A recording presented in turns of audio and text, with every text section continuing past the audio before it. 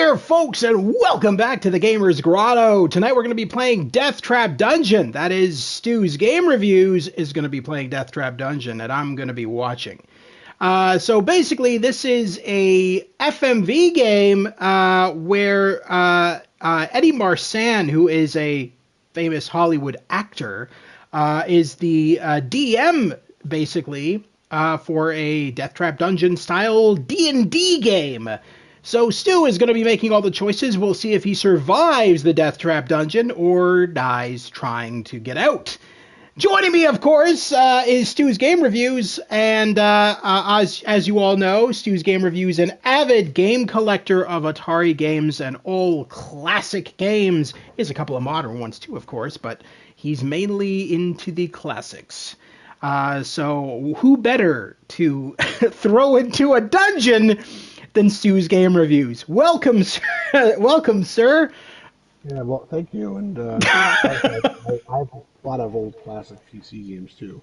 But Yeah. some of those were also Atari because Atari had a PC. All right, so I already noticed something wrong here. Let's restart. It's doing from my save. All right, but yes, go on. Yes. So I've never, I don't think, really played like any of Ian Livingstone's stuff, but like he made a lot of game books, is my understanding. Yes. Yes. People stream books on their channels, like Mark W. Rob Bob present. But like, I've also heard that his stuff, and I've seen, I think his stuff is like super unforgivingly hard. Like he tries to screw the players. Is this game like that too? Do you know?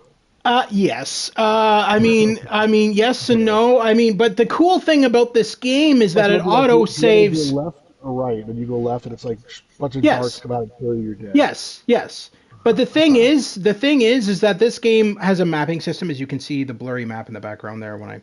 Anyway, the game has a mapping system. It also has saves, auto saves, and checkpoints. So if you do die, you don't have to start from the beginning. But anyway, I think we'll start with the introduction by Ian Livingstone, because I'm pretty sure when I click restart here, it's going to do this anyway. Perhaps. Oh, maybe not. Never mind. My point was more like. Oh, here we go. Despite its name, Fang was an ordinary small town. Can you make it louder? Is there any way to make it louder? It's hard to hear it. Chiang Mai, situated on the banks of a river. It made a convenient stopover for river traders and passengers throughout most of the year. A few barges, rafts, and sometimes even a large sailboat could usually be found moored at Fang. But all that was long ago, before the creation of the Trial of Champions. Now, once a year, the river is crammed with boats as people arrive from hundreds of miles around, hoping to witness the breaking of an ancient tradition and see a victor in the Trial of Champions.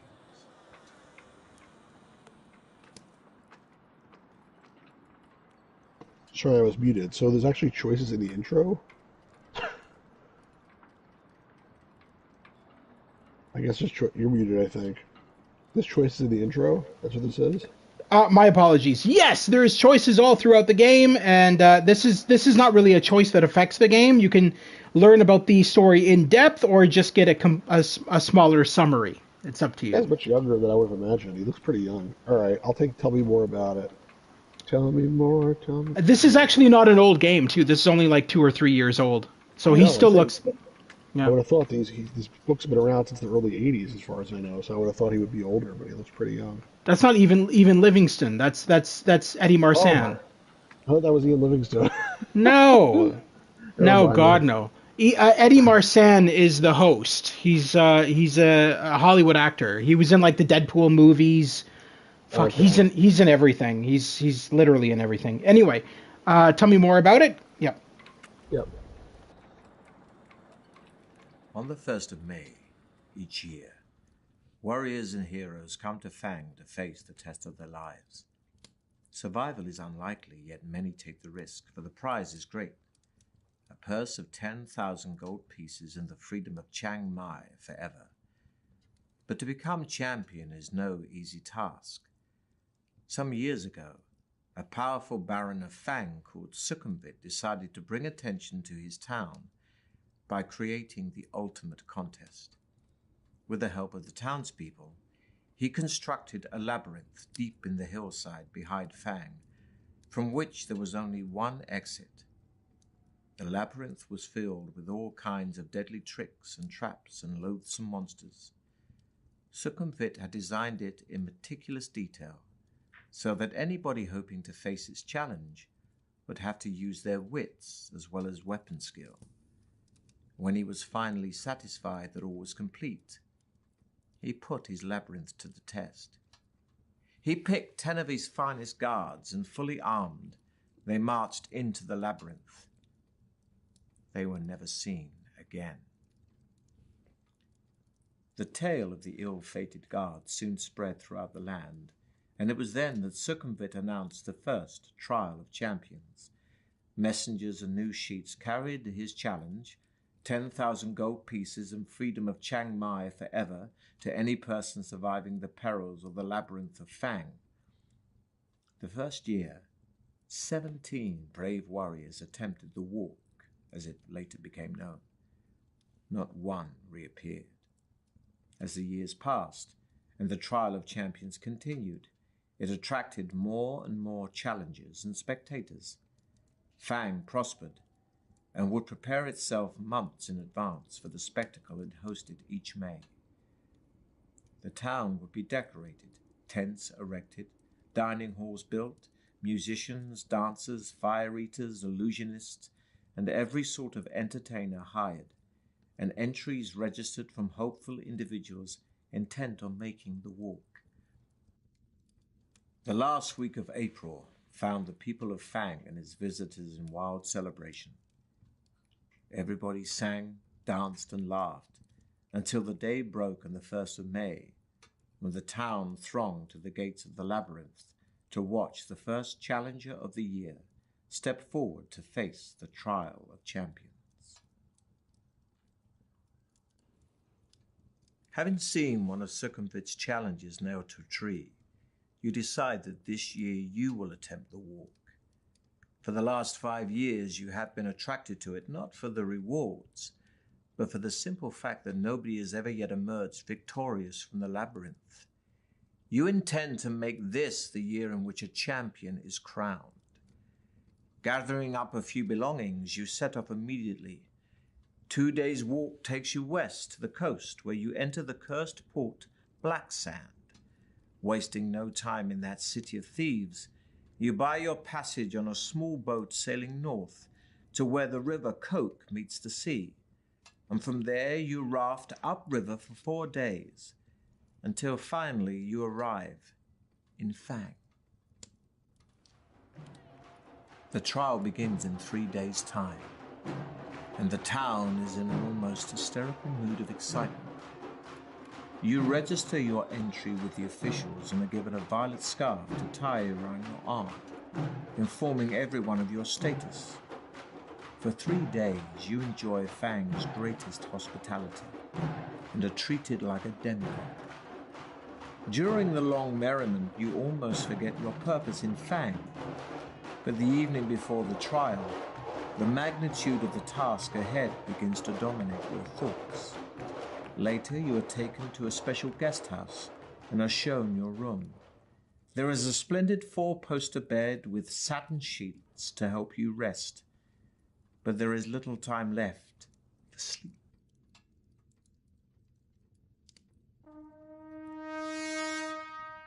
Just before dawn, a trumpet call awakens you from vivid dreams of flaming pits and giant black spiders. Minutes later, there is a knock on your door, and a man's voice rings out saying, "Your challenge begins soon. Please be ready to leave in 10 minutes." You climb out of bed, Shut up. walk over to the window and open the shutters.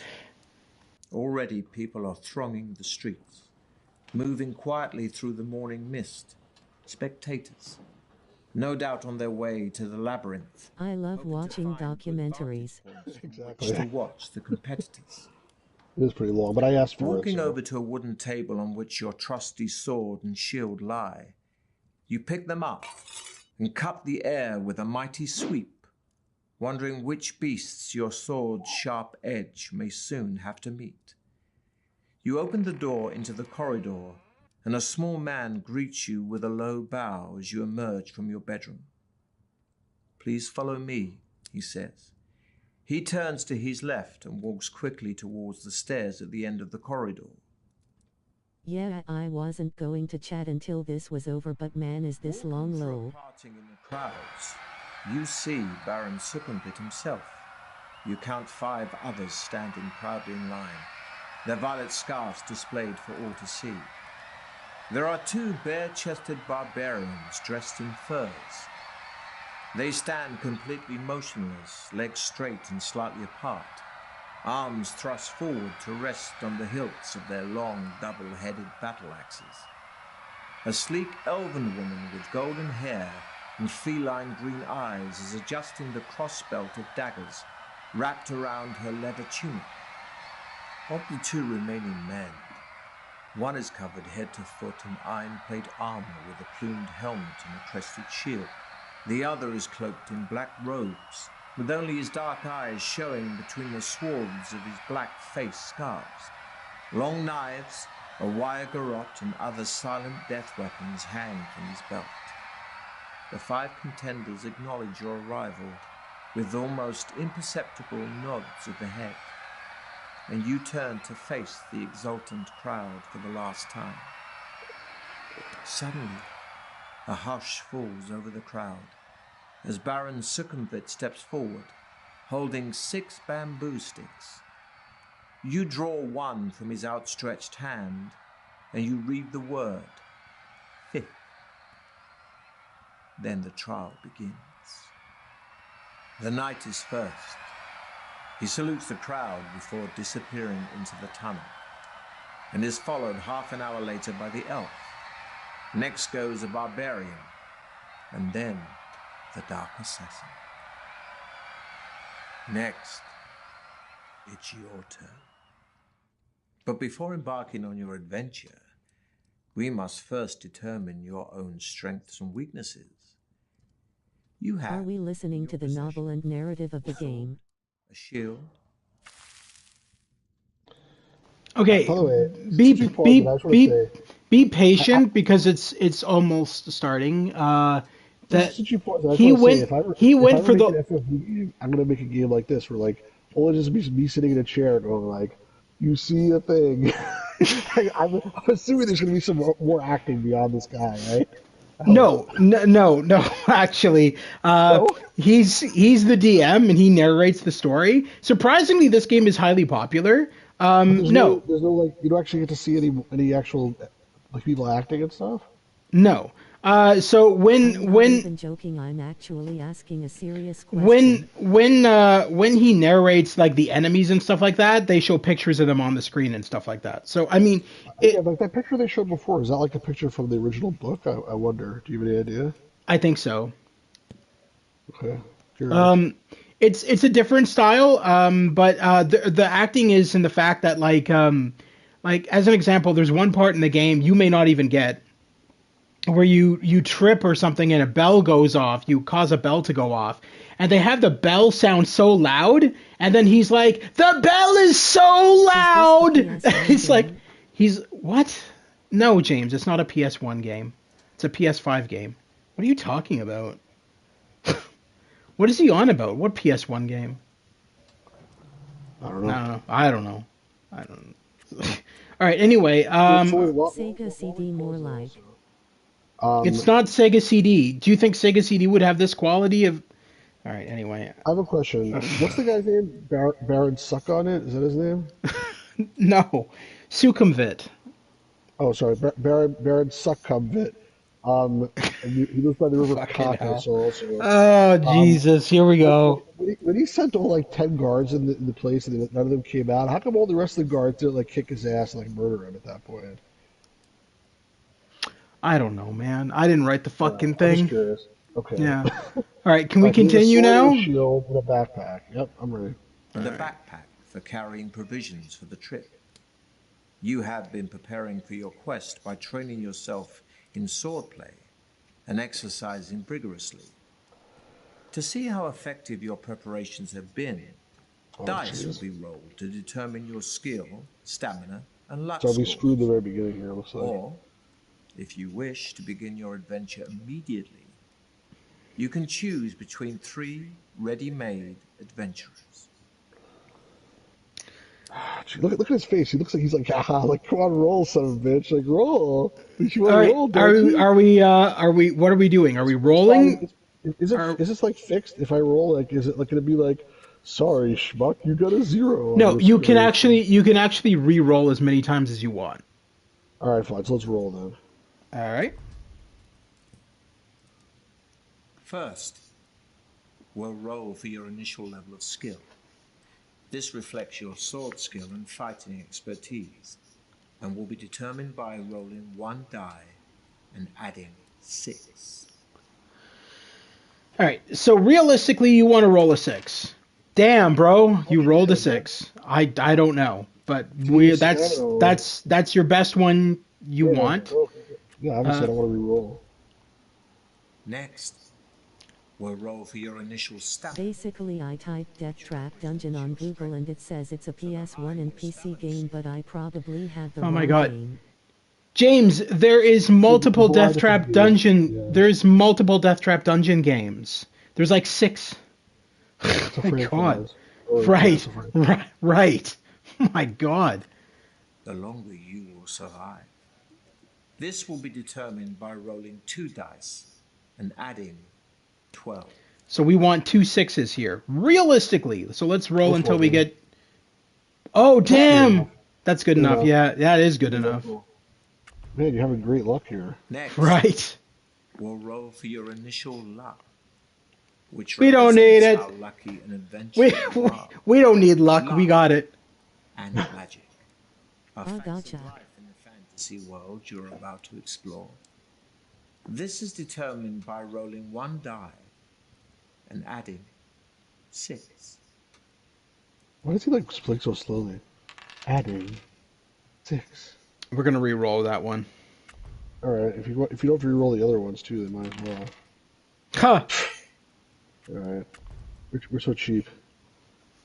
You may also take a magical potion with you to aid You know, you on your if you get like all 3, like all 6 and everything, you should be like, Look. You're talking about this. Just be thankful it's not fucking William Shatner reading this off. No, I'm not complaining about that. I'm just saying. That's all I gotta if you say. if you get like 6s and everything, you should be like, I sense you're cheating. You obviously didn't really roll that, or something like that. But anyway, go on. No. contains 2 measures, so can be used twice during an adventure. You can choose from a potion of skill, Tech War Cushioniesel now. to their initial amount, a potion of Oh strength God, no.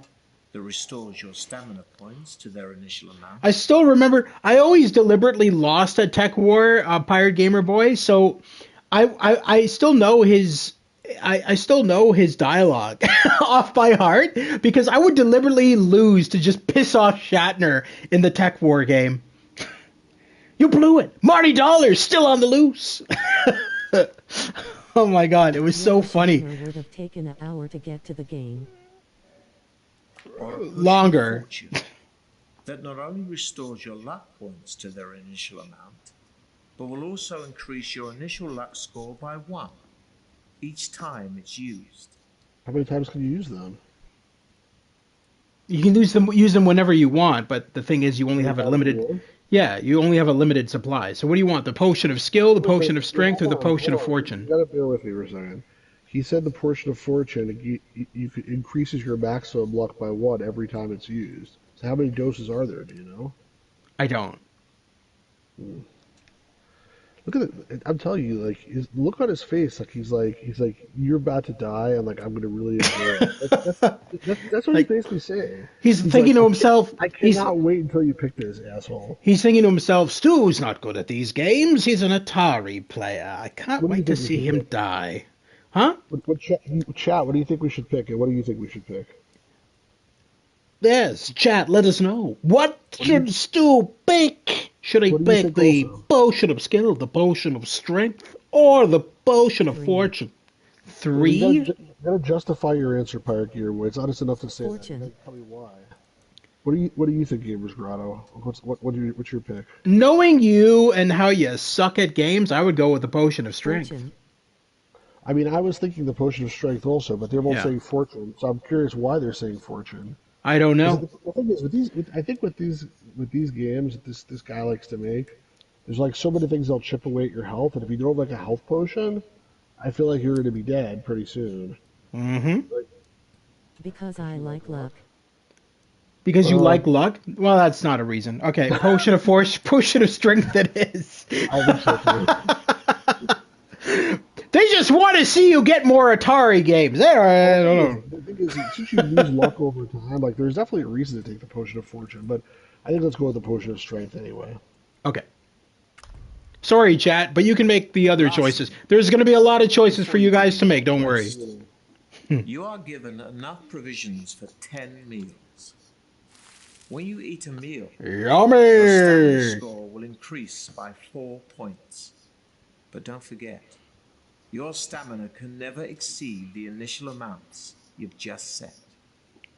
That's You fine. have a long way to go, so use your provisions wisely. All right, thanks. I feel like this During guy is your not my adventure, friend. You'll enter into combat a number of times, and the further you go, the tougher your opponents will be. Combat takes place over several rounds, and your attack strength is based on yours and your enemy's skill scores. For each round of battle, we'll roll 2. Can I just say something here? And this is a technical issue that I have with the game company. I understand that captions are supposed to be for when somebody's talking. That doesn't mean you put them directly over their mouth. Get it? Move it down a little bit. Come on. Every other game. Since you paused it anyway, I have a serious question for you. Given that this is the game, what do you think would be a better experience in theory? Like, either this or you Lower have the actual book subtitles, yeah, and, lol. you go on video and do the acting. Or me going on the videos and doing the acting? What? What? Yeah, What like, do you mean? No, I mean, like, it's a choice between two things. Either we stream the game, which we're obviously doing that now, but I'm saying, well, the other option would be we actually have the book, and you have the book in your hands, and you're on camera on the stream reading the I'll be honest, and you guys haven't seen enough of the game yet because we're still in the intro. The opening credits haven't even fucking started yet. So the thing is that the game, it does get good, and I like I've always liked Eddie Marsan. I think he's a really good actor. And he does a really good job of narrating the voices of the characters that you meet. So, like, when you meet an old man, he does this old man impression and everything. I don't know. He just really fleshes the world to life, in my opinion. Okay. And I'm not... He didn't do the voice of the one guy that actually spoke until now. The guy that said, "Come this way." He just read the words. I was surprised. So. No, he does do voice acting in the game. We haven't gotten he's actually really good. And there's, like I said, the bell scene is so funny because, like, the bell is ringing very loud and he's shouting over top of the bell ring. He's like, the bell is so loud. It's so well done. I honestly, and I'm not the only one who thinks this. I've had friends of mine play it as well, and they actually enjoyed it too. It's very immersive, surprisingly. And there's a lot of interactivity. At any point, you can look at the map, or you can look through your inventory, or whatever. You're not just stuck. You know what I mean? It's highly immersive for what it is. And again, it's an indie company that made it. But it's sitting at a 5-star on PlayStation Store. So obviously, whatever they're doing it right. Dice for you and 2 for your opponent, adding the results to your skill scores. These are your respective attack strengths. Whoever's attack strength is the highest wins that round of combat. If you both had the same attack strength in a round, then it will be a tie. In some battles, you can take an opportunity to escape. But beware. If you do run away, your opponent will automatically score 1 hit on you as you flee, costing you 2 stamina points. So be sure you have enough. Such is the price of cowardice. You are playing using the new battle system, where the battle takes place over 3 rounds. Your sheer battle-hardened nature will mean you'll always win the battle after the 3 rounds, but every round you lose will cost you 2 stamina points. So be careful. Losing all your stamina will still be fatal. At the start of each round, you'll have a short time to decide to fight or to build up your stamina by eating your provisions or taking a potion. So I didn't realize they could give me provisions also, and I could eat them in the middle of the battle to like excuse me one second, like I want to have like a hamburger here, like okay, just hang on a sec. Like I didn't realize they were going to give you other stuff, so I might have picked a different potion if I knew that, but that's fine. You'll find other stuff in the dungeon as you go along anyway. The other thing I want to mention is don't even bother worrying about the old battle system. Yeah, I do not recommend it. I do not recommend it for you. The old battle system is a lot harder. It's a lot more challenging. I would suggest, because you're new to this game, just play with the new battle system. Alright, that's fine. Keep going. Now it is your turn to salute the crowd. Holding your violet scarf aloft, you take one final deep breath of cool, fresh air before turning to pass between the stone-pillared gateway into Sukumvit's corridors of power to face unknown perils on the walk through the mighty Baron's Deathtrap Dungeon. I'm going to show that sucker on it what I made of. Nelly Vision?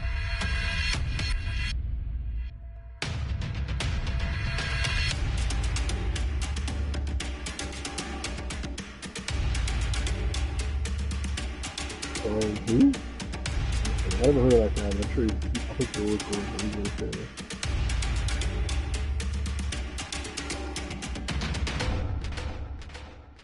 It'd be cool if it starred that guy from the show. Man, this is gonna be good.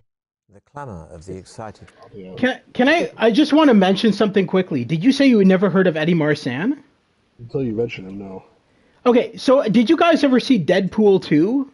Have any of you seen... Okay. Did I see Deadpool 2? I only saw the end. Okay. Well, in Deadpool 2, Eddie Marsan... Skeletons you fight. In Deadpool 2, Eddie Marsan... Yes, there are. In Deadpool 2, Eddie Marsan is the doctor, the evil doctor. There's an evil doctor that's experimenting on mutants, and like he's like torturing them in like this hospital. And that's who Eddie Marsan played. He played the doctor. He didn't have a beard and stuff like that like he does in this. He had it all shaved off, and he was bald as well. He wore like a bald cap, I guess, because he was completely bald.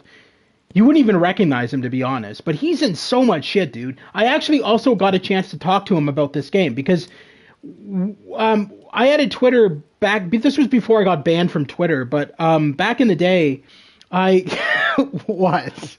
Nothing. You smirked there. I know. I'm sorry. I may have said a few choice words to Donald Trump at some point and gotten my Twitter banned. Yeah, I did. Go ahead.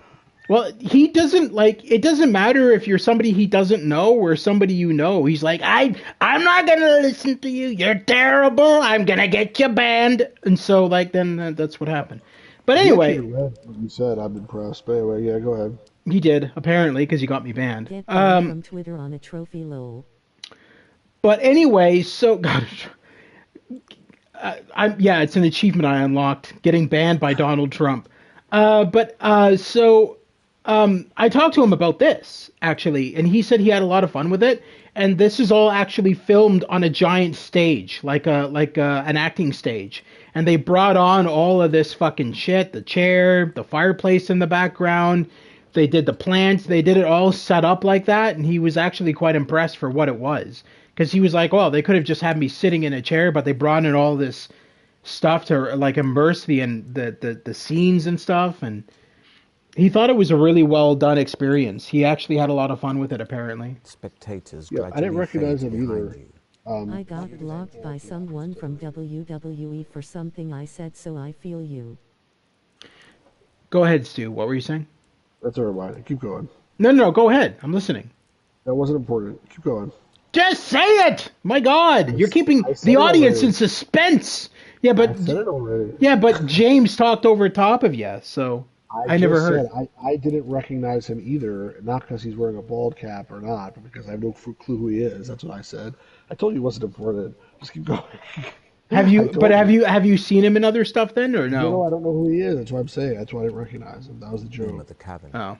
Jeez. Large crystals hang from the I would tunnel suggest roof, looking at his IMDb at 20 some meter point. Maybe you do intervals, know him and stuff. He's been in a lot of radiating movies. Just enough soft light for you Yeah, to maybe. see your way.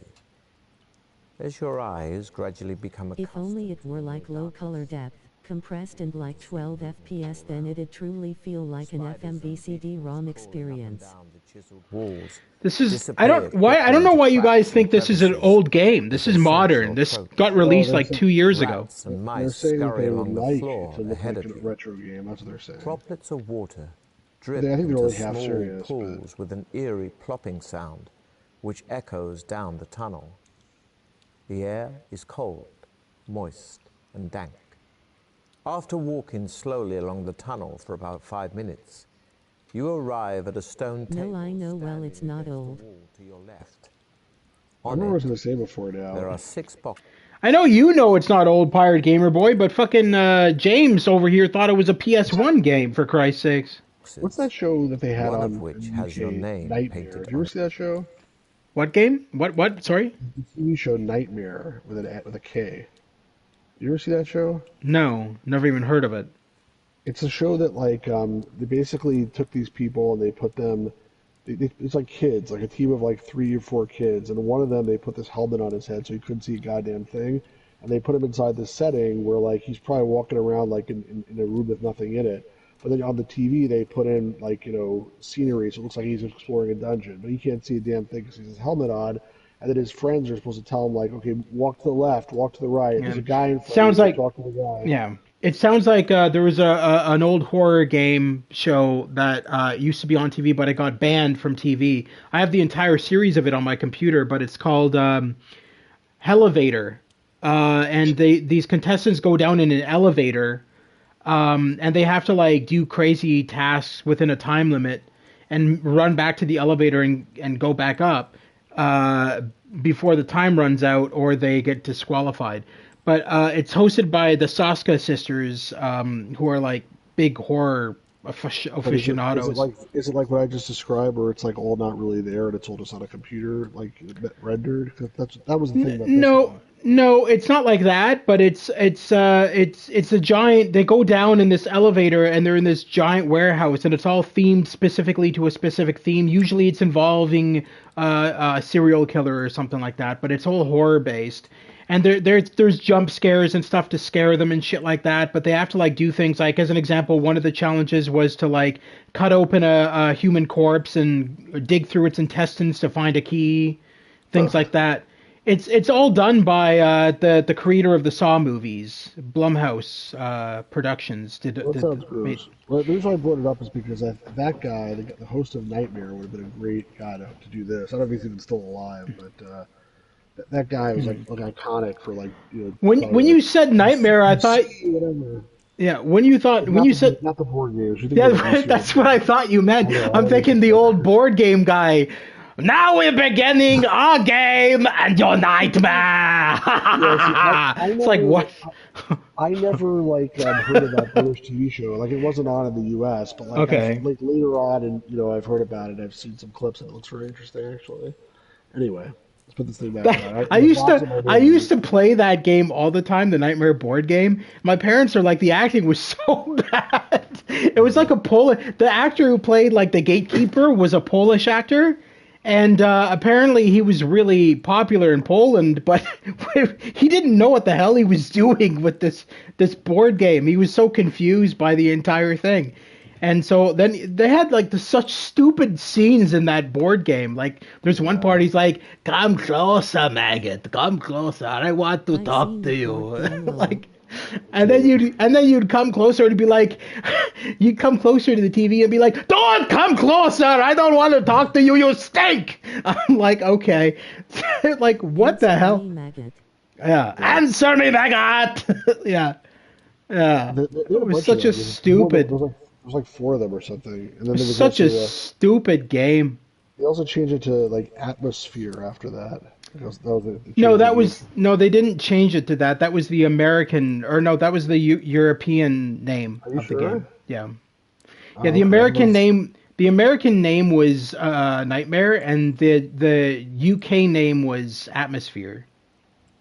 Ironically, I first played it in Canada, so and it was Nightmare there. So Yes, anyway. yes. Because we are a part of America, Stu. You may not know it today. You're part of North America. Yeah. Still a part of America, Stu. Get with the program here. I mean, we were a part of America. Now we're not because Trump wants nothing to do with us. But anyway, that's a discussion for our podcast. Yeah, probably. Yeah. What do you want to do? Open the door with your name on it, or continue walking? Not. All right. Let's open the box. The lid of the box lifts off easily. And inside you find 2 gold pieces and a note written on a small piece of parchment addressed to you. After placing the gold in your pocket, you read the message, which says, "Well done. At least you had the sense to stop and take advantage of the token aid given to you. Now go I die." advise you that you will need to find and use several items if you hope to pass triumphantly through my Deathtrap Dungeon. Signed, Yeah, I'll open the other Sukumvit. person's box. The 6th person didn't come yet. Take her stuff Memorizing the too. advice on the note, Seriously, that's what I would you do. tear it into 100%. tiny pieces and continue north Take along the her tunnel. gold pieces. Why should you leave Where it for you come them? to a junction. Leave a note that says like, "I A took white your arrow gold." Like, painted fuck on you. one wall Well, points that's what I would west. do. On the floor, you can see wet Seriously? footprints made by those who entered before you. It's hard to be sure, but it looks as though 3 of them followed the direction of the arrow, while 1 decided to go east. So There's you've an got. arrow, hold on. There's an arrow that's pointing west, and 3 of them went west, and 1 of them went east. That's what he said, mate. You'd know if you didn't talk all over him. So you got a choice. You No, can but I go was way more educated than west. he was, so my defense. We can go west with the 3 guys, or east with the 1 guy. All right, here's my impression of this guy. You look in those footprints, and you think you see that 3 of the sets of footprints go to the west, but 1, blink, blink, Okay, no. goes to the east. You're making him sound more like Shatner. He's not that bad. Well, just as slow as Shatter, not as doesn't sound like Shatter. So, chat, what do you guys think? Do you want to follow footprints, or do you want Do you want to go Lord Wolf. west, or do you want to go east? I mean, my inclination is to go east because, like, who gives a shit? There's an arrow pointed there. West. Like, most of these people don't get out of this dungeon, so like probably most of them are going west, and they're all, going the wrong way. So, Parky voice is west, so it makes me even more convinced I should go east. I'm just kidding. But I mean, if we die, we die. But I think let's go east. All right, so we got 1 vote for west, 1 vote for east. One vote. I'm the person. James is the Hold on a guy second. making the final. I thought you said I get to decide. No, I'm just messing. Can I just point out that the fireplace there looks fake? The fire, the stove, whatever it is, that there's no way that's a real fire. That's one of those. They put one of those flickering battery operated candles in there. Yeah, yeah, it is. What does he have? Is he collecting stamps like on the back wall? Like, what is that? That's all the previous contestants of the Deathtrap Dungeon. If I was really playing this game, like in real life, like my main motivation would be find the room where this schmuck is sitting and like kick his ass. But that to me is like worthwhile. Like the fame and fortune, like who cares? Ahead, Fortune and glory. you can see a large obstruction on the tunnel floor. Although it is too dark to make out exactly what it is, the wet eastbound footprints you have been following carry on towards the obstruction. All right, so go back to the junction and head east, or head west, or continue east. What do you say, Stu? What are you gonna do? Like give me another chance to like change my mind. I say let's keep going east. All right, it's your funeral. You Might see be. that the obstruction is a large brown boulder-like shit. object. You touch it with your I hand. didn't say touch it. and are Jackass. surprised to find that it is soft and spongy. Who said to touch it? Like, what the hell's wrong with you? You'll climb over it or slice it open with your sword. Definitely not going to climb over it. So since I want to go back, but since it's not giving me that choice, let me slice it open with my sword, but I'm a little worried about that. Your sword easily pierces the thin outer casing of the giant spore. Oh, fuck. I'm dead. A thick brown cloud of spores bursts out of the ball and envelops you. Some of the spores stick to your skin and start to itch terribly.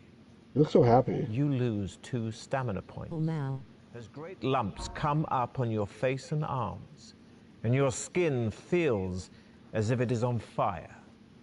Frantically scratching your itching lumps, you step over the now deflated spore ball. Pressing on east, you turn left, which heads north for as far as you can see. The footprints you are following start to peter out as the tunnel becomes gradually drier. Soon you are beyond the dripping roof and the pools on the floor.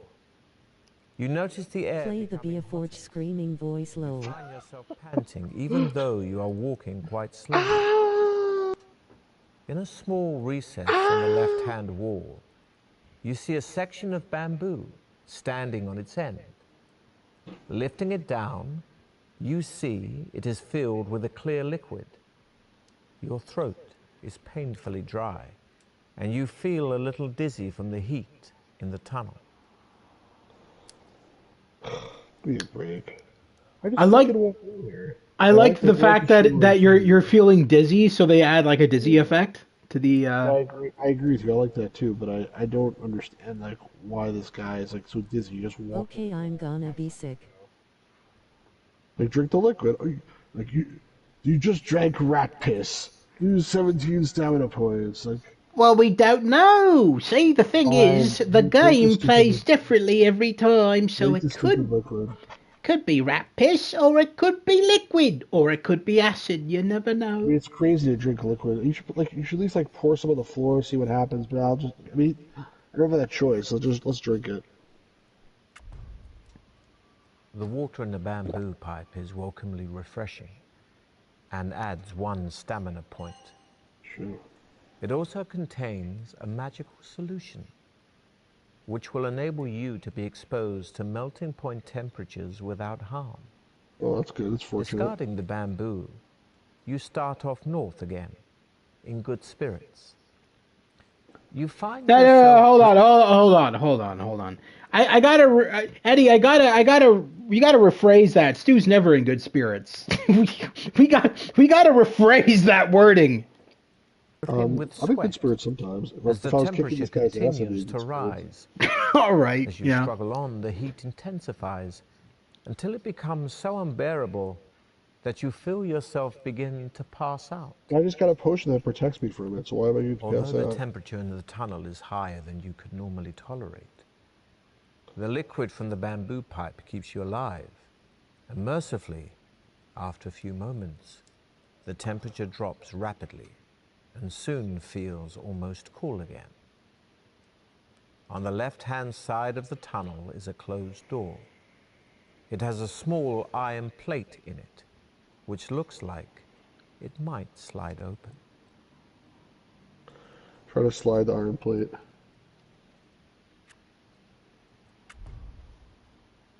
The small plate slides open easily, and you find yourself peering into a room with a deep pit in the floor behind the door. On the opposite wall, there is a coil of rope hanging on one of 2 iron hooks.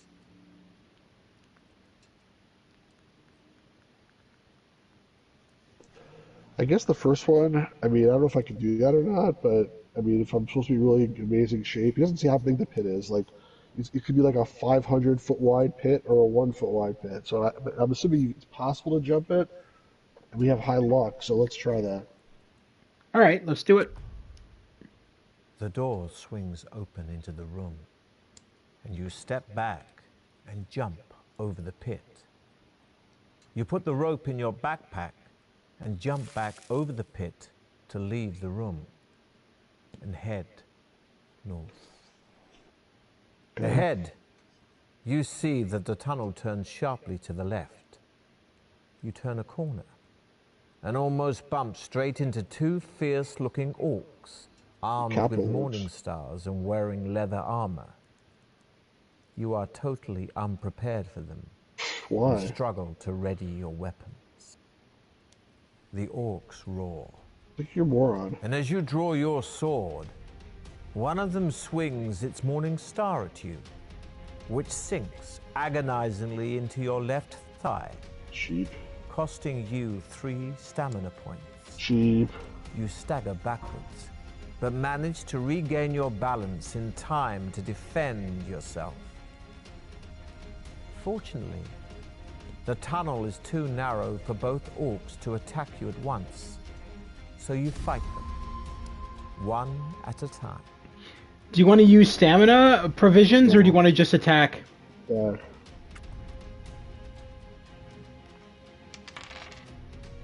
The orc is strong, but slow, and you're able to strike hard with your sword. Attack again. Your shield protects you from the orc's frenzied attack, while you're able to hack at its leg. Attack.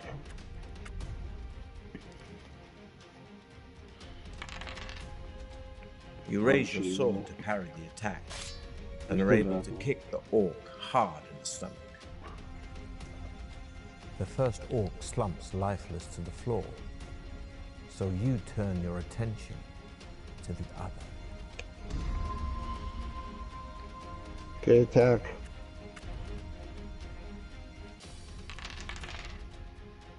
The orc is strong, but slow, and you're able to strike hard with your sword. Attack.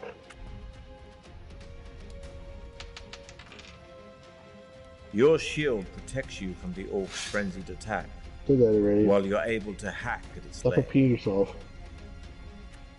Attack. You raise your sword to parry the attack, Oh, and are really beat able by to one kick point. the orc Get a good hard roll, in the apparently. stomach. Inside one of the orc's pockets, you find Find a one condom. gold piece. Oh, gold piece. No orc can defeat Stu. You put your findings in your backpack and set off west. What's a hollow two? Like As a you peek walk through along, windows? droplets of water again start falling from the tunnel ceiling. Heading west, you see wet footprints made by the same boots that you followed earlier. They lead to a closed iron door in the right-hand wall of the tunnel, but do not seem to go any further. Keep going west. Keep going west? Yeah. All right. The passage soon leads to a junction where you notice more footprints on the floor, possibly as many as 3 pairs, heading north from the south passage.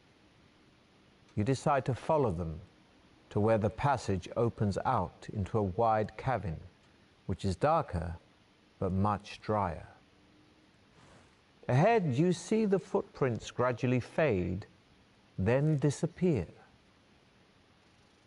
There is a large idol in the center of the cavern that must be 6 Looks sort of meters like you, high. actually. Yeah, I know. In its head, I agree. It does look like you. each as big as your fist. I said like you. On No, I either know. I side heard of what the you said. idol You said it looks stand like you. 2 I know. giant stuffed I agree. bird-like That's what I creatures. said. That's what you said. Yeah, I heard you. All right. Do you want to climb the idol and take the jewels? Now, keep in mind that you have a rope, so it's going to be a lot easier for you to climb the idol than it would be if you were to shimmy up the idol without the rope. That's true. It sounds like you did it at one point. I did do it. The question is, I mean, I wasn't going to do it, but like, if you did it and you think it's a good idea, then we could take the jewels. But it seems like, I mean, my inclination would be not to take it because like it'll cause some like. Do you want me to tell you what's going to happen? Do you want to know? Okay. Yeah. So you are going to be able to take the jewels, but those 2 birds on either side of the idol will start to attack you, and you just have to defeat them. That's all. You just I fight figure them. that's what it's going to be. Are they Yeah. tough? Not really. I mean, you're still early on in the game. And you also have your health potions, and you have meals, which will also heal you. The question is, do I need those jewels? Like, I'm not here to like make money. All right, fine. Let's do it, I guess. Yeah. All right. So I guess The you went idol the is same way very I did. You smooth took the rope also. and will be difficult to climb. But the rope you found earlier will help here, and you make it into a lasso. Lasso, You whirl not a the lasso. rope above your head and throw it. Hang on, mate. He's British, isn't he? So the pronunciation, I mean, they probably do. The pronunciation's a little bit different than you, right? Anyway, let's continue. Up at the idol, smiling happily as it lands around its neck. You then tighten the noose and start to climb, hauling yourself up the rope. You are soon at the top of the idol, sitting on the bridge of its nose and holding on to the rope. You draw your sword and wonder which jeweled eye to prize out first. The one at the top. There's There's two, mate. Left eye or three. right The picture eye? was 3. Okay, well, anyway, there's two now, so which one do you want? The left one or the right one? The right one. Those difference. We'll find out. You try to force the point of your sword under the emerald eye. Much to your surprise, the emerald shatters on contact, releasing a jet of poisonous gas straight into your face. The gas knocks you out, and you release the rope, bouncing down the idol and crashing onto the stone floor. Why did I do this again? Your adventure. Oh, are you freaking kidding me? Here. Well, that's the end of the stream, guys. No. I thought you said to me that, like, whatever. I guess you took the left one or whatever. I took the left one. So our last save spot that didn't happen to you? Is that the first time you saw that? Yes, because I've always ever took the left one. I've never taken the right one first. So I think this is our starting point. So this is our... Like these books are, like, intended to kill you. It's like... Ahead, you see that the tunnel turns sharply to the left. We did this? No, this is not the can't be it. We and don't save almost after the bump orcs? straight into two fierce-looking orcs. I guess not. Armed with morning You sure? stars and Check wearing again. leather armor. No, I looked at the map. There's only 3 save spots. There is 2 down here and 1 up here. These are at the start. No, these are at the start. The idol's up here. Save spots. I don't see save spots. They were on the main menu when we went back to the main menu. We already started one of the save spots. This was the closest one, which is right near the idol, which is up here. I'm gonna fight the orcs again? Oh my god. Yeah, because they were so hard to defeat, Stu. You are totally unprepared for them and struggle to ready your weapons. Did you go into that room with the that I didn't and as go you into? draw your sword, one of them swings its morning star at you, Hey, which sinks. I try to avoid most of the agonizingly into rooms your because left usually they're thigh, traps. costing you 3 stamina points. You stagger backwards, but manage to regain your balance in time. Oh, I can't skip that. All right, good.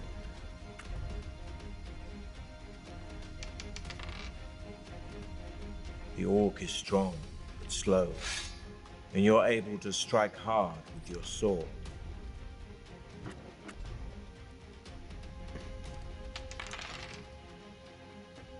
Your shield protects you from the orc's frenzied attack, while you're able to hack at its lair.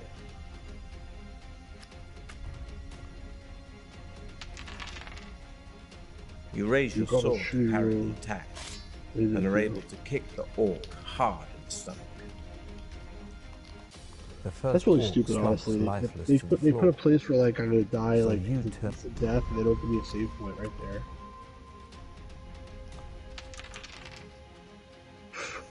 The orc is strong but slow. You still And you're It's able to supposed strike to be hard. challenging, Stu. It's not supposed to be meant for people who only play Atari games. No, but they give you a save point, like, where there's a death trap, if you want you to... Your like, what's the shield point of protects doing a you from battle the again? orc's frenzied attack, while you're able to hack at its leg. He looks so bored, this guy. He claimed that he wasn't, so... You raise your sword to parry the attack, and are able to kick the orc hard in the stomach. Inside one of the orc's pockets, you find 1 gold piece. All right, let's carry on. Keep going west. You didn't want to open the iron door, right? I don't want to open it. Keep going west. The passage soon leads to a junction, where you notice more footprints on... There is a large idol in the center of the cabin that must be 6... All right, you want to climb the idol and... Look at the picture. How many jewels do you see in the picture? I don't think that's a jewel in the middle. I don't. I just think that's a symbol or something. Exactly like the other two. Which one did I take last time? The right one. The right one's the one that's also glowing in the picture. I guess that means nothing. That's not the right eye, Stu. That would be the left eye that you're looking at. It's our left, but it's the right eye. Okay. Anyway, do you want to do the left eye? Fine, look at the stupid...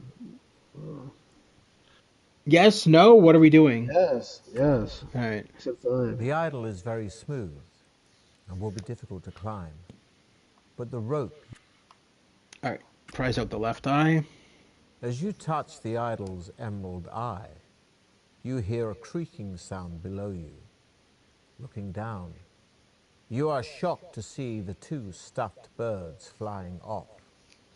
Their wings flap in jerky movements, but they are soon above you and look set to attack.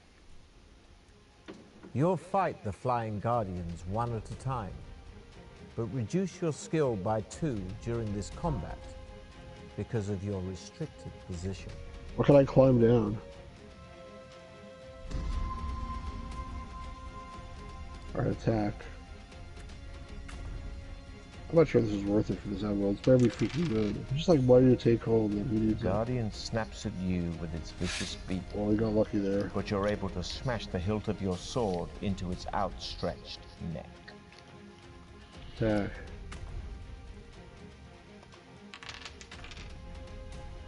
Coming at you with its razor-sharp talons, you're able to swipe your sword, partially removing one of the Guardian's toes. Attack. You're able to grab the wing of the Guardian and send it crashing into the idol. It recovers, but you took some of its stamina. The crumpled form of the first flying guardian falls crashing to the floor. So you ready yourself to take on the second. Attack. The Guardian snaps at you with its vicious beak. Sure plan, but dude. you're able to smash the hilt of your sword into its outstretched neck. I'll restart it right now.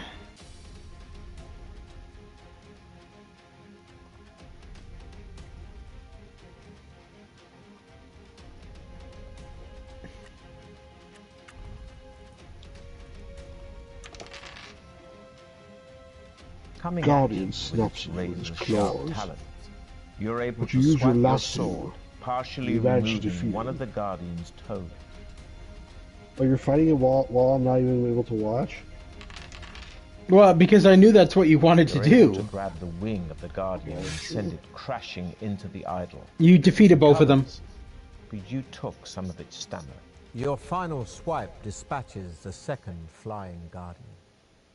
You look down and see the crumpled bodies of the 2 flying Guardians lying motionless on the floor. You start to prise out the idol's emerald eye with the tip of your sword. At last it comes free, and you are surprised by its weight when it falls into your hand. Hoping it may be of use later, you put it in your backpack. Take the other one now also. No, I'm just kidding. Climb down the aisle. Hey, how was your question? When you played this game, you took the left one, then you're like, ah, screw it, I don't need the other one, you just left?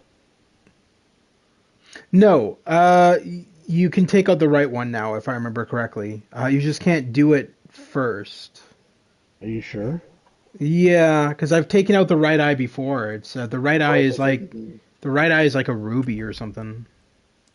You try to force the point of your sword Pretty under sure. the emerald eye. Much to your surprise, Oh, the God. emerald shatters on contact. What? Jeez. I've been Releasing a able to jet take it of before poisonous though. gas straight No, into you your haven't, face. obviously. No, I have. The game is randomly generated, Stu. I've already gone over this with you. Are you sure? Oh, so now we can There play is over a here. large idol in How the come before we center of couldn't the continue from cavern that here? must I be don't fucking know, 6 in- man. I don't know what to tell you. So we'll just do I'm the holding you one. responsible for this. The idol is very I You small. don't. need to You answer these can questions. hold whatever. I like I said, the So game is many randomly poisonous gases, generated. lol. Stu's never played randomly generated games before, Difficult to guys, so climb, he's getting angry about but it. the rope you When you start to prise out the eye, the as you idol touch lets the out a idol's huge, emerald gigantic eye, fart. you hear a A poison creaking gas sound that sprays right in your face. Your adventure ends here. Clawing at your leg with its talons, the Guardian rips away a chunk of your stamina. Remember, he who smelt it, dealt it. The Guardian snaps at you with its vicious beak, but you're able to smash the hilt of your sword into its outstretched neck. Nick.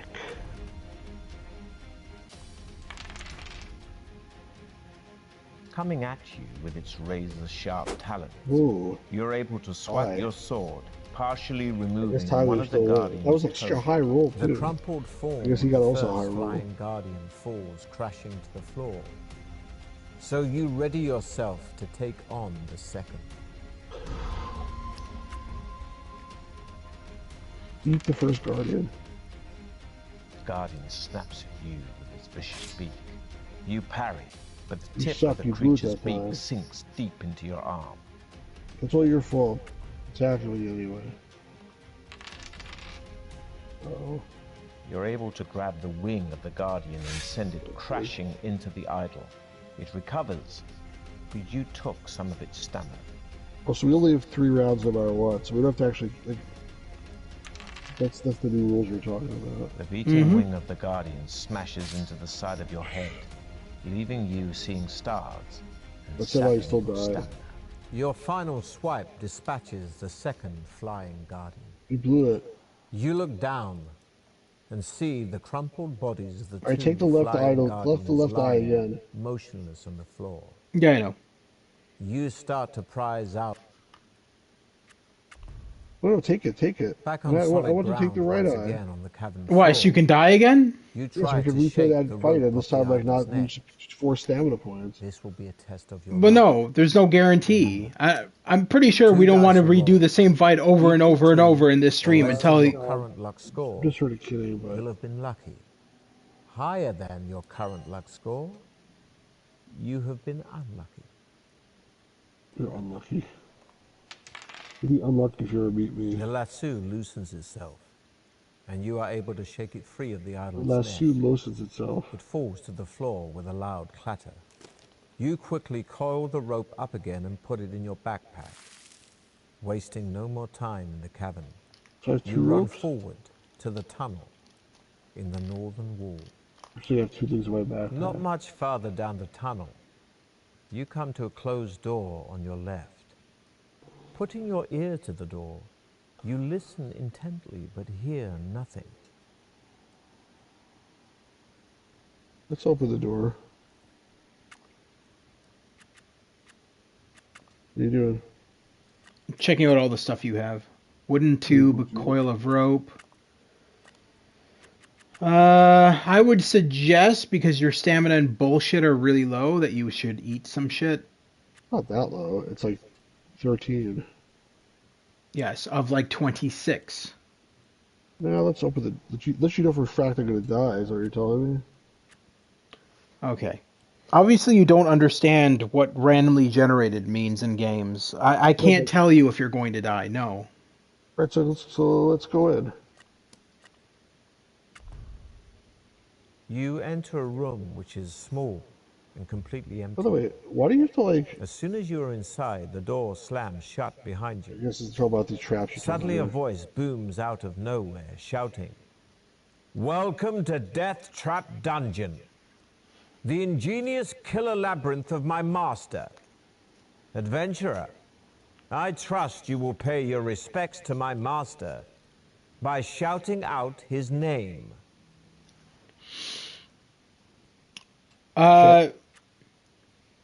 Shout hail, suck on it.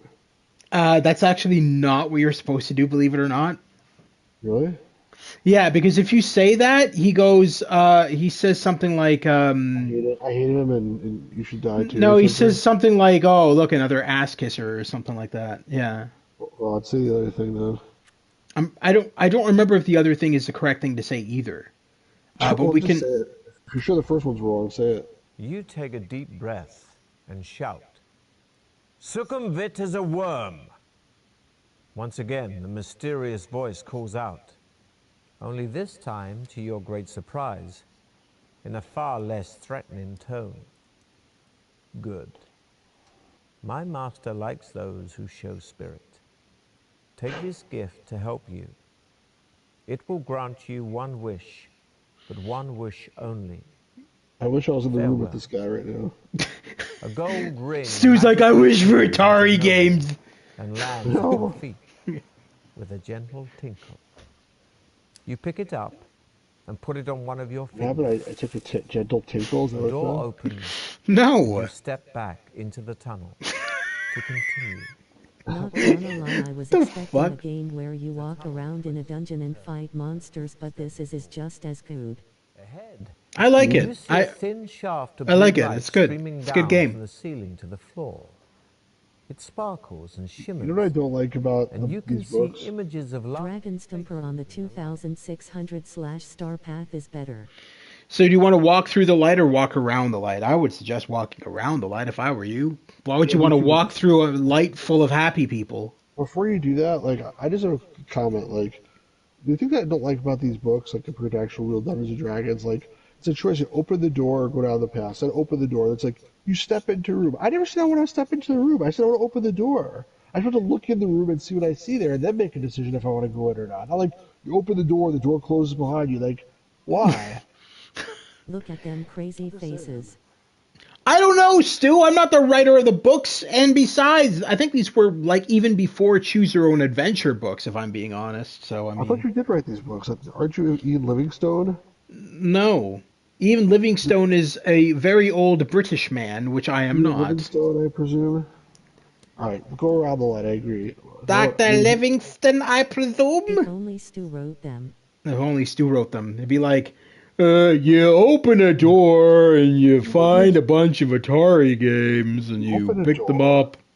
You see an ugly man sitting in an armchair. He's wearing a suit that's buttoned way too many buttons down, and he looks extremely boring. He greets you and says, "How did you find this room? Do you want to either turn around and leave, or B, shove your sword right up his ass?" All right, what are we doing, by the I way? said 5 times, walk around the light. Did you All really say right. that? No, because you're talking about You shoving come a into sword an up arched doorway someone's set in ass. the right-hand wall of the tunnel. I The think heavy I also stone said go door around the is light. closed, but there is an iron latch and a round handle. Try the door. Lifting the latch and pushing the heavy stone door open, you find yourself in a large cabin. The light is dim and murky, but as your eyes begin to adjust, you see that the walls are covered in green algae and running with moisture. The floor is strewn with straw. The atmosphere is warm, damp, and fetid, and a soft humming sound fills the air. You step gingerly through the straw Go back. towards a corner of the cabin where there appears to be a shallow pit. Why? Peering warily into the pit, You keep on you are telling me what I'm doing. disgusted to see a mass of pale, writhing worms, some as much as 1/2 meter long. Nauseated, You're about to turn away when you notice that their undulating bodies are swarming around a dagger. Its point held fast in a crack in the pit floor. The hilt is cased in black leather, studded with opals, and the blade is fashioned from a strange, reddish-black burnished metal you have never seen before. You long to touch the dagger, but this would mean plunging your hand in among the writhing worm. So I tell you what to do. You see that handle? It's curved like the top there. Throw the rope around and like pick it up by the rope. You can actually take the dagger. I've taken it before in my playthrough. I want to pull it up with the rope. All right, can you take a provision right now before you make this choice? I should be able to. You want food? Just food, yeah. All right, I'll take the dagger. I say reach for the dagger. What's a worm gonna do? Bite your hand off? Worms don't have teeth. Maybe not the worms that deep you breath, used to. They don't have 1 meter You long. lean over either. the pit and plunge your forearm into the mass of wriggling worms. They are cold and clammy and feel extremely nasty, but at least they are harmless, and you are able to seize the dagger by the hilt. You give it a hard tug and it comes away from the crack in which the tip was embedded. Admiring its beauty and wondering whether it might once have belonged to some luckless contestant, you put the opal-studded dagger firmly in your belt and leave the cabin. Oh, look, Stu, nothing happened. Make your way back to the doorway. Crazy. Oh, never mind. The buzzing sound increases in intensity, and you look around desperately to discover where it's coming from. Glancing up in the nick of time, you see a huge and grotesque black shape of a giant fly emerging from a recess high up in the cavern wall. As it gets closer, you realize that it's at least 1.5 meters long. Run. Its opaque wings vibrate, making Run. the sickening buzzing noise you can hear. And its 6 black, hairy legs are poised to grasp Run, your but body. you're too busy listening to this Below, description.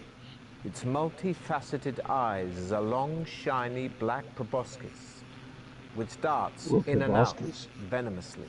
It's gotta be Baxter Stockman. He's the only giant fly I know. A brood of maggots. And you must I'm gonna get you, turtles! Why does a giant fly want a dagger? test your luck again. Huh? Why does a giant fly want a dagger? A roll equal to or less than your luck score, I don't know. I didn't write the book. but a roll higher than your luck could So you got end low numbers. bad. We got low numbers now. Our luck is 12, right? So we can't get... Is it 2 dice? Yeah, we can't get higher. The giant fly swoops down again to try to capture you, but this time you manage to evade its outstretched legs. Stepping back, you draw your sword to prepare to fight the hideous insect as it turns to attack you again. Why can't we just run away? I don't know, because the game doesn't let you. Oh, What do you... Attack? Yeah. The creature flies at you so close you can't use your weapons. Grabbing it by its legs, you swing around, slamming it into a wall. Attack. No, there is an escape option, actually. No, it's but attack. He seems wimpy. Attack. You spin your sword around your head, clipping the fly and removing part of one of its legs. Close, but attack again. Slamming it into a wall hyphen. Clip Again, cut off slightly. grabs you with 4 of its legs, climbing quickly and dropping you to the floor, landing heavily. Pleased with your victory, you wipe the vile yellow slime from the blade of your sword and walk quickly to the door, back to the tunnel. Remember they said when you escape, And it head. gets a free shot on you and you lose 2 points. Remember that? The tunnel ends shortly. You didn't at the you didn't junction. escape, though. I know, Looking but I left said if I and would have right, escaped, I would have lost 2 you points see a anyway. narrow passage. You lose 2 hit disappearing into the points, dim yeah. distance. Right. What? Looking to the left, it said? Oh, it's both the same thing. Let's go west, I guess. Ahead, you hear the sound of rocks being ground and crushed. The noise grows Go louder, back. and suddenly you realize that the wall on your right is starting to collapse.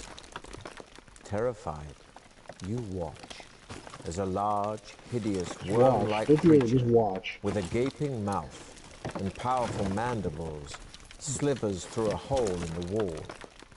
Its great jaws continue to crunch the rock as it turns its head slowly from side to side, feeling the cool air in the tunnel. It appears to be totally blind, but seems to know of your presence, perhaps sensing the heat of your body. It starts to slither towards you with its mandibles wide apart to attack. So fight the rock rub or run back down the tunnel to the junction to head east. Well, if I run, I guess I think it's a free shot at me, so... No, I think that only happens if you're escaping combat, no? That's what that's what I took from that. I don't know. We can try it. I mean, I think I'm already... I would, if I was actually there, I'd probably just wait and see what happens. Like, I wouldn't just attack it when it did attack me first, but... Yeah. Let's attack, I guess. You draw your sword and advance. HMMM, interesting. Hey, fuzzy numbers, welcome. I hope you're having a fantastic night as we have Stu die multiple times in the Deathtrap Dungeon. I died twice. No, once. Twice, technically twice. The second time was your fault. No, okay.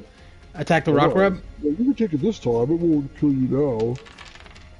The rock grub is strong, but slow. You swing your sword, which smashes into its pulsating body. I don't understand. How does this work? How do I get only 6?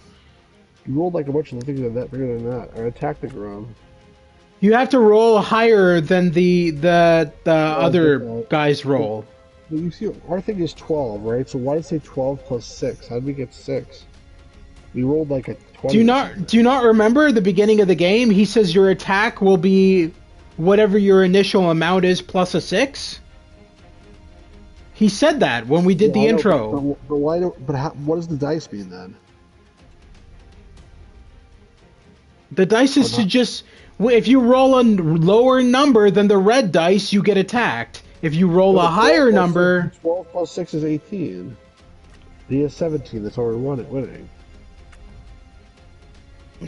I'm guessing you talked over top of when he was talking about the instructions to the game. You clearly That's how it says 24. 12 plus 12. You see that? It's different. I think you get 2 die. I think what it is you get... Actually, I'm not sure. Attack him again. No, the red dice belong to the enemy. Oh, that I didn't realize. You managed to for fuck's sake, Stu, they said that in the intro to the game when you were talking. You didn't forget. You talked over top of everything. Pleased with your combat skills, you step round the great bulk of the dead rock grub and peer into the darkness of the borehole. So when you're attacking, you want to get a higher dice roll than the red dice. The red dice are the enemy's dice. The red dice the enemy throws, and then the white dice are the ones you throw. I didn't know that.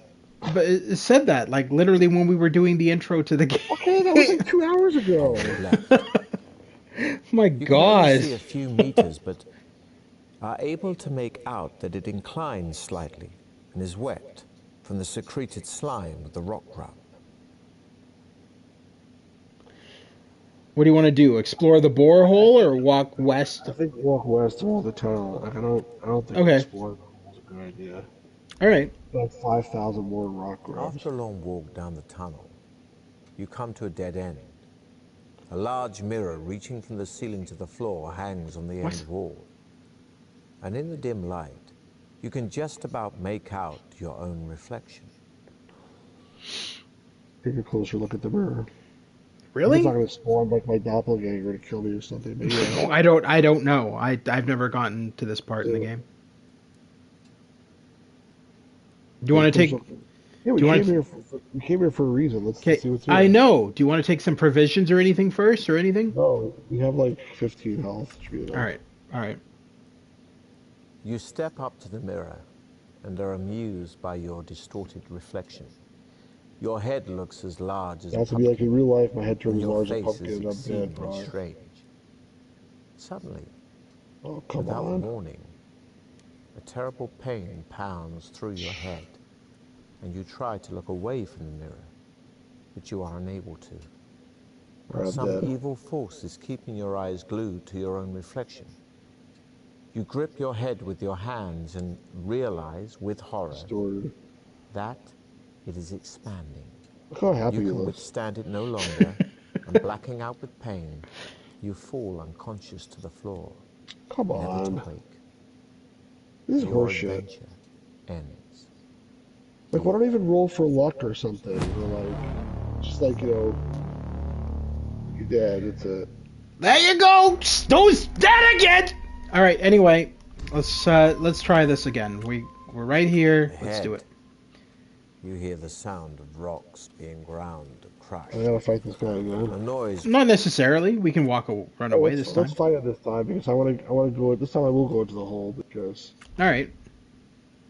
You draw your sword and advance slowly towards the huge slime. Attack the rock grub. Let's hope we do good this time. The rock grub is strong, but slow. You swing your sword, which smashes into its pulsating body.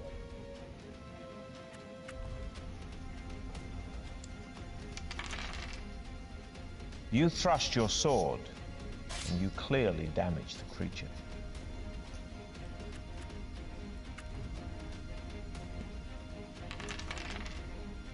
Picking up a rock, you manage to smash it into the head of the rock grub. It screeches in pain, withdrawing enough for you to ready for another attack. Pleased with your combat skills, you step round the great bulk of the dead rock grub. So last time when you fought, he actually attacked. He actually attacked you once. This time he didn't even attack you. You killed him. And peer into the darkness of the borehole it left.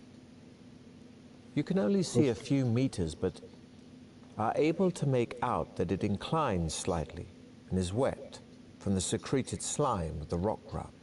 I feel like it's gonna kill us also, but we might as well go in this time and see what's there. All right. Tapping the side of the borehole with your sword, you tread your way blindly through the sticky slime. You follow its twisting and turning course for what seems an age, and begin to wonder where it might lead. Suddenly, you hear a slithering sound up ahead. You freeze with fear, your eyes desperately trying to pierce the pitch-black darkness. Before you realize what is happening, you are gripped round the neck by the powerful mandibles of another rock grub. It is the mate of the rock grub you killed, and has been attracted by the smell of blood on your sword. It squeezes harder, until your neck snaps like a small twig. Your adventure ends here. I mean, you can't deny that it's true to the books. Well, I mean, I thought that was probably gonna happen, but like, honestly, it's stupid that there's a branch where there's like nothing there at all. It's just the whole thing's a waste of time. You hear the sound of rocks being ground and crushed. All right, let's do this. Did you ever walk into the light? Oh yeah, run back the tunnel this time. Yeah, it's. I think if I remember correctly, it kills you too. Do you mean the light with the happy faces? Yeah, exactly. Yeah. Run back to the tunnel. No, what are you fighting? You draw your sword. All right. I don't want to fight. Ahead, you hear the sound of rocks being ground and crushed. You walk down the passage and soon find yourself standing at the edge of a deep, dark pit. The passage continues east on the other side of the pit. You think you could probably jump over the pit, but you are not sure. There is a rope hanging down from the ceiling over the center of the pit.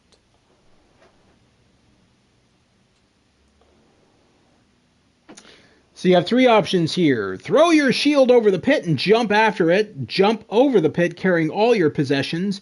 Or reach for the rope with your sword to enable you to swing across the pit. I say throw your shield over the pit and jump after it.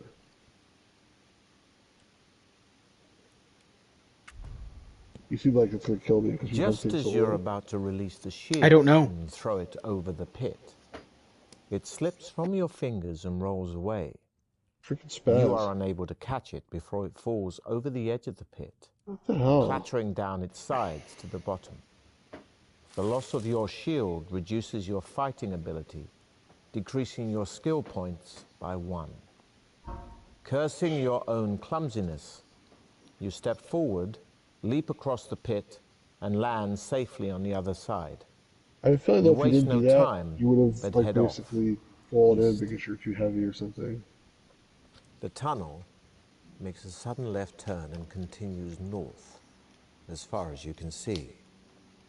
You soon arrive at a closed wooden door in the left-hand wall. Do you want to open the door or keep going north? Open the door. The door opens into a large candlelit room filled with incredibly lifelike statues You of see knights 5,000 and warriors. demons. You decide A to walk in and white-haired close the door old behind man, you. dressed in tattered rags, jumps out from behind one of the statues and starts to giggle. I know this room. Though he looks like a fool, the sparkle in his eyes makes you think there is more to him. In a high-pitched voice, he says, "Oh, good! Another stone for my garden. I'm glad you have come to join your friends. Now, I'm a fair man, so I'll ask you a question. If you answer correctly, I'll let you go free. But if your answer is wrong, I'll turn you to stone." He starts to chuckle again, obviously pleased with your arrival. So we got three options. Wait for his question, attack him with your sword, or make a run for the door. Your first question. The old man points at one of the statues, and you recognize it immediately. It is the knight who started the trial of champions. The agonized look on his face locked in stone for eternity. The old man smiles, saying, "This man weighs 100 pounds plus half his weight. How much does he weigh?" "What will you answer?" 200 pounds. Yeah? You think 200? Yeah, because half his weight is 100, and then he weighs 100 plus that's 200, so it was 200 pounds. Let's hope you're right. Still smiling, the old man looks at you and says, "Well done, stranger. You have answered correctly. I wish you good fortune during the rest of the trial of champions. And to this end, I shall increase your powers." All right. He then mutters a few more unintelligible words, and you feel a powerful surge soar through your body, increasing your skill, stamina, and luck by 1. All right. You bid the old man farewell and leave his room to continue north along the passage. Thanks, old man. That was Only fair. a few meters further That was down. skill, You're very baby. welcome, Stu. You see Did you another know closed I'm a door on the subscriber left-hand to your The channel? letter X is scratched into its center panel. Putting your ear to the door, you listen intently, but can hear nothing. But keep walking north. Okay. It sounds like a trap to me. The passage slowly starts to climb, leading you relentlessly northwards. There are no doorways or even an alcove to investigate, and you become less guarded as you plod on. After a while, you become so nonchalant that you fail to notice a thin tripwire stretched low across the passage. Dumbass. It is only when your foot catches it and you hear a distant rumble that you realize your mistake. The rumbling I don't think it sound tells me, swells like, to an almost deafening by the level. way, you're a And fucking suddenly, idiot. Did I tell you out that? of the I gloom of forgot the to mention tunnel that. ahead, I like the sound effects, you though. see a massive boulder rolling towards you, gathering speed with every second. You turn to flee the oncoming boulder. You run faster than you have ever run in your life, but still the boulder is catching up on you. This is a tough one, a test of both your skill and stamina. We'll roll 2 dice, and if the number rolled is equal to or less than both your skill and stamina scores, you should be fine. But if the number rolled is more than either of them, then things could end very badly. You'd like that, wouldn't you? Oh. Your fear gives you a new I surge wasn't a of good energy, low roll, so that's good. and somehow your tired legs manage to keep you in front of the boulder. Ahead, on your right, you see the welcome sight of a doorway. You lunge at the door, and mercifully it flies open. The boulder thunders past you, and you are left lying exhausted on the floor of a large room. Looking around you, you see an alcove in the west wall and a stone chair in the middle of the room. Sitting in the chair is the skeleton of an armed warrior, possibly a contestant from years gone by. The skeletal fingers of its right hand grip a crumpled parchment. I would say take the parchment. All right. Touching the parchment has precisely the effect you had feared. I didn't The fear skeleton lurches forward, anything. Oh, seriously? and rising from its chair in a series of jerky movements, raises its sword to strike you. I figured for sure the skeleton was a previous Lunging adventurer. sideways, you draw your sword to defend yourself. Congratulations, Stu! You have found Skeletor! Attack. Attack.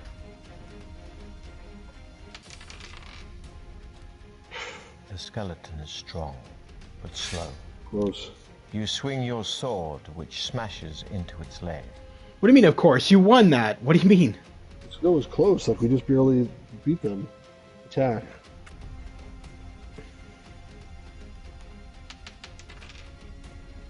You raise your sword to Okay. parry the skeleton's attack, but it knocks your sword aside and lands a painful blow. You want to eat some provisions? No.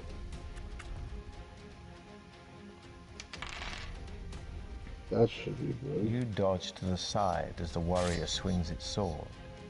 You kick out, knocking its legs out from under it. Once again, you reach for the parchment, only this time lying amidst a pile of broken bones. Unfolding it, you see a map of a room with a drawing of a hideous creature inside it. Beneath the monster is a rhyme, which reads, "Should you meet the manticore, of its tail beware.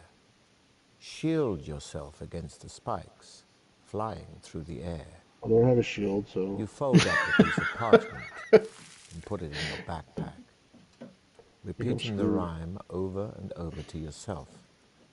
You walk across to the alcove. At the back of the alcove are some steps leading down into a cellar. Cobwebs brush your face as you descend. The cellar ceiling is quite low, and the floor is strewn with debris. In the middle of the wall opposite you is an archway, which leads into another crystal-lit tunnel. There are large mushrooms growing on the debris to your right. it's debris, not debris. No. According to young Stu, it's debris. But, you know. I'm not young, Steve. I would say let's step through the archway. Step through the archway? All right. Eating mushrooms is not something I really think to The do. tunnel continues west for several hundred meters, finally ending at some steps leading up to a closed trapdoor. You climb the steps slowly, hearing muffled voices above you In the dim light, you can see that the trapdoor is not locked. A trapdoor. What do you want to do? Bust through with your sword drawn. Bust through the trapdoor with your sword drawn? All right. Yeah. You throw the trapdoor open and run up the steps into a bright, lantern-lit room. 2 goblins are sharpening their short swords on a stone set in the middle of the floor. You catch them momentarily off guard, but they quickly recover and both rush forward to attack you. I don't know if you get a free hit or Note something. here, adventurer. Because of the shape of the room, both goblins will have a separate attack on you in each attack round. However, here your attack will only be effective on one of the goblins. Against the other, you must still use your attack strength in the normal way. But even if your attack would have been effective, you will not wound it. It will just count this as though you have defended yourself. However, if its attack strength is greater, it will have wounded you in the normal way. Thanks for telling me that. Alright, attack. All right. You hurl yourself at your enemy, fists flailing, and land a stunning blow. Attack.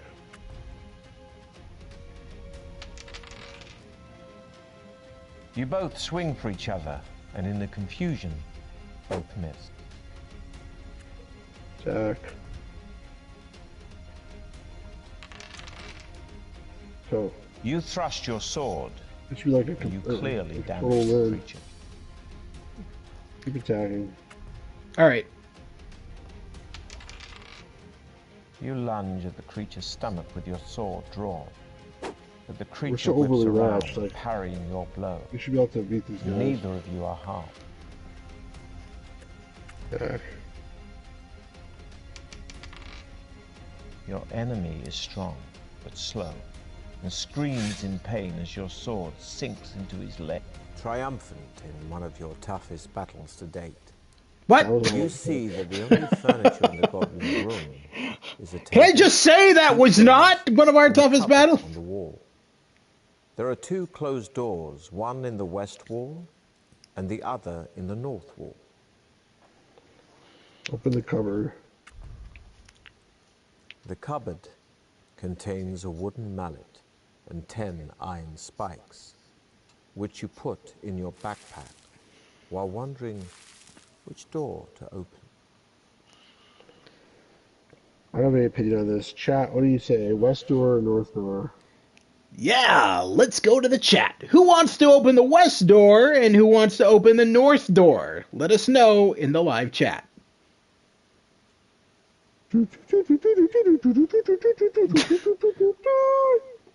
The hell was that? 78% say North. north door again. North? One vote for north. And one vote for north. All right, let's go north. Let's go north. Sounds Sorry. good. Let's It's not been do right it. yet. Let's go north. The door opens into another tunnel. They're happy which when you look, rises you know the more gently dangerous it into the is. distance.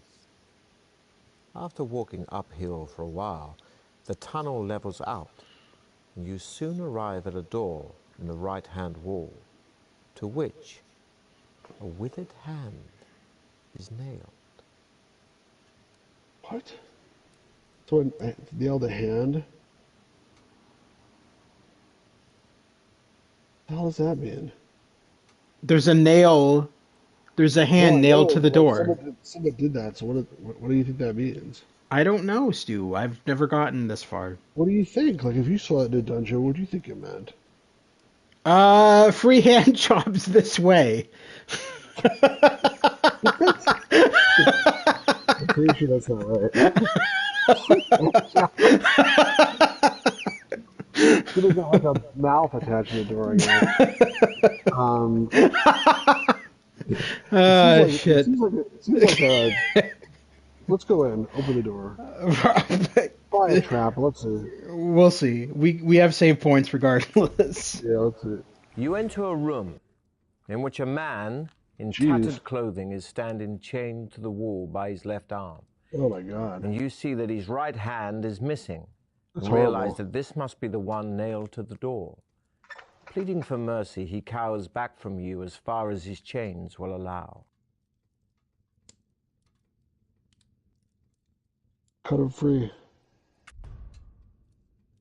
You step up to the frightened man and cleave the chain with your sword.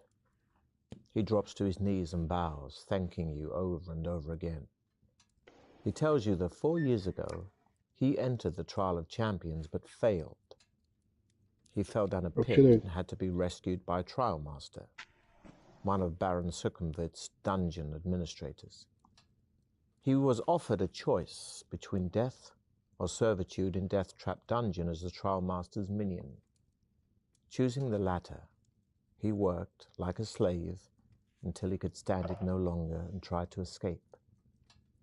Alas, he was unsuccessful and was captured by the trial master's wandering orc guards. To teach him a lesson, they cut off his hand and condemned him to a year's imprisonment in this cell. How long has it been? You ask him whether he has any Probably like information 3 that years. might be of use to you. He said 6 years. He Remember? scratches his head. Well, yeah. I haven't exactly done very well in here myself, but I do know that you need to collect gems and precious stones if you hope to get out. There's like I 6 don't know inventory why. slots, but we only have 1, There so it we're is. screwed, I think. Without another You word, think this game is pretty short, but the it looks ragged like we're prisoner dashes already been out of the almost 2 room, hours. turning left into the tunnel. You decide to keep heading north and turn right. There is an open pipe in the right-hand wall, about 1 meter in diameter. It is too dark to see far down it. You shout into it and hear your voice echoing down the iron pipe until eventually the sound fades away. You want to crawl down the pipe or continue north? I don't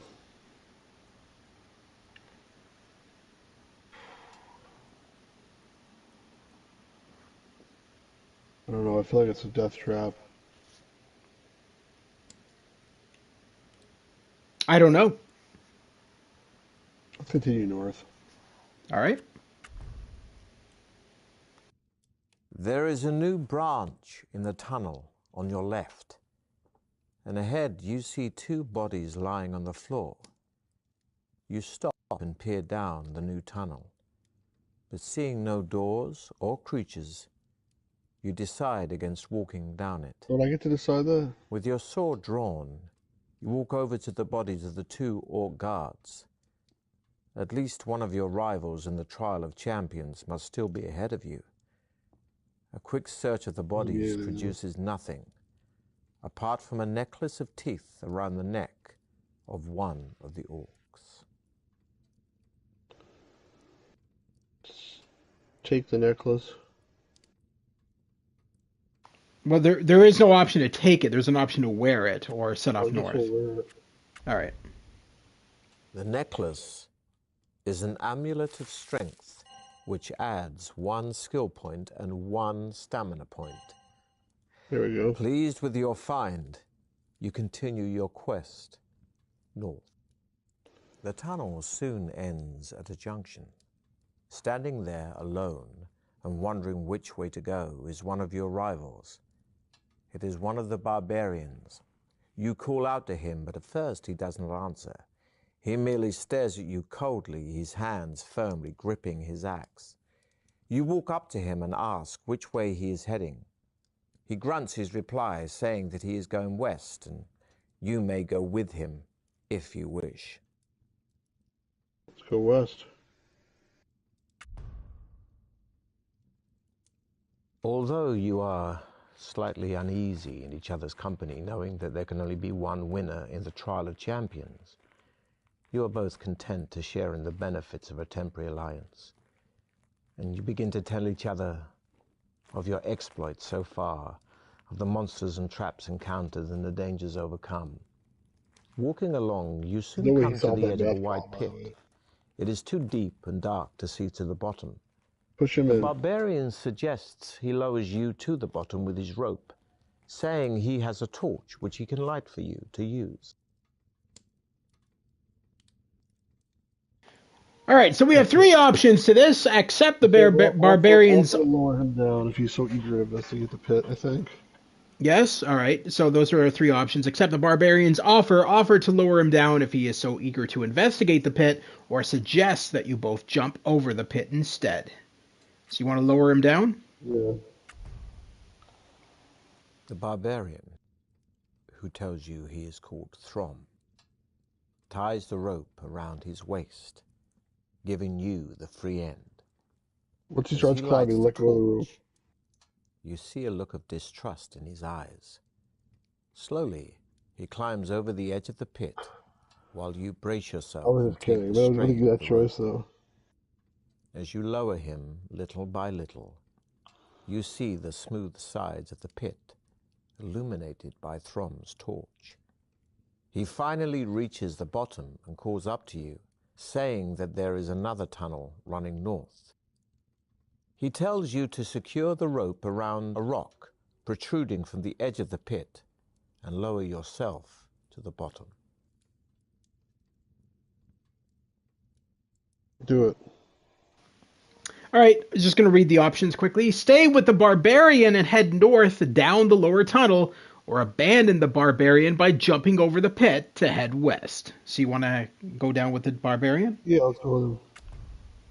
Watch him like After stab you tying in the rope face around the rock, when you go down. you lower yourself slowly to Oh, the it could bottom of the happen. pit. Throm retrieves his rope by shaking it off the rock, and you set off together down the new tunnel. On a stone ledge in the tunnel wall, you see two dusty leather-bound books. Throm grunts his contempt for the written Yeah, I was word, going to say, you probably can't read, urging right? you to leave the books and hurry on. So, let's open the red leather book. Who knows? I mean, red or black, one of them's going to kill you, As probably. you open the book, it immediately begins to disintegrate, the pages turning to It's dust like, in you your hands. disintegrate too. As you open the book, you see a man named Atris inviting you to another world. It'll probably be like, you also disintegrate. You manage to keep a few fragments and read the handwritten script. The book appears to be about monsters, and from what you can make out, it contains a full description of a monster called the Blood Beast. It is a horrific, bloated creature with tough, spiny skin and facial blisters which burst open to become mock eyes, evolved to hide the Blood Beast's only weak spot, the real eyes. Blood beasts usually dwell in pools of fetid slime which give off a poisonous gas so strong that it alone can easily knock people unconscious. The blood beast, although too bulbous to haul itself out of its slime pool, has a long and vicious tongue which it wraps around its victims before it drags them into its pool. As the helpless and still living victim's flesh decomposes in the vile slime, the blood beast will feed on it. You tell Throm about the grotesque blood beast. He merely shrugs his shoulders and tells you to get going. So the question is, should we open the black book, or is it going to kill us or something? I don't know. I Open the haven't black book. gotten this far. The book pages are sealed together, but a small hole has been cut out in the middle of them, just large enough to hold a small corked bottle containing a clear liquid. You show it to Throm, who holds up his hand, indicating that he does not want you to come anywhere near him with it. His distrust of things unknown is strongly It's probably evident. kept him alive so far. Drink the liquid, rub the liquid into your wounds, or leave the bottle and book to continue north with Throm. I think I either want to drink it or rub it into my wounds. I'm thinking rub it into my wounds. What should be like sulfuric acid? Well, the drinking it will be worse than rubbing it into my wounds. I mean, you think though, like either way, it shouldn't be like, all right, bombs up, go, go, go, go, go. It should be like, let's have a sip and see what happens. You know what I mean? Like, Yeah. but this guy's like too stupid. It's like as soon as he starts an action, he can't stop. All right, I would say rub the liquid into your wound. All right. Hopefully it's not poison. You rub the liquid into your wounds, but they do not heal. Uh-oh. Staring into the empty bottle, you wonder what exactly the liquid was. I'm supposed to drink it, obviously. Setting off, Oh well. you continue your journey north with Throm. The tunnel turns sharply to the right, continuing east for as far as you can see. Throm stops and tells you to halt as well. He turns his head slowly from side to side, listening. I hear footsteps coming down the tunnel towards us, he whispers. Draw your sword. You both crouch down to hide in the shadows. And not a minute too soon. For a moment later, you see the silhouette of two armed guards. God. Throm jumps up and dashes forward, screaming a loud battle cry. They are two cave trolls. Oh, shit. Throm attacks the first one with his battle axe, and you run to his aid to attack the second. Ooh, looks like tough. All right, let's attack.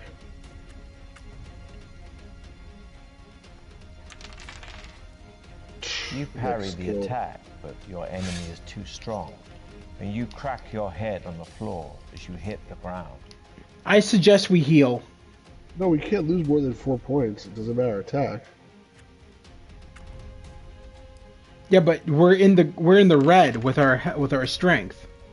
The troll takes a swing at your head. You do terribly here. Thankfully, you I duck guess Ty just goes in to time. us. Attack.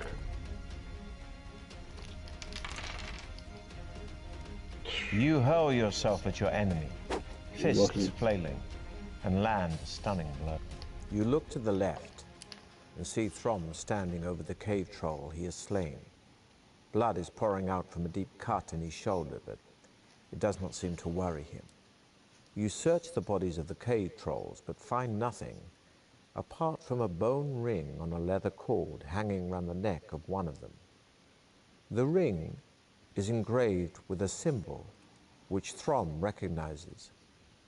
He explains that it must have belonged to druids of the north, and that an ancient talisman such as this will increase your powers if your body is able to accept it. Let's try it. I feel like he means like you have to be like a druid or something like that. Yeah, I mean, it could be, but let's try it anyway. You want to try it? All right. Yeah. As soon as you put the ring on your finger, your whole body starts to shake. You can't be dead because they Let's would see have how put skillful inventory. you really are.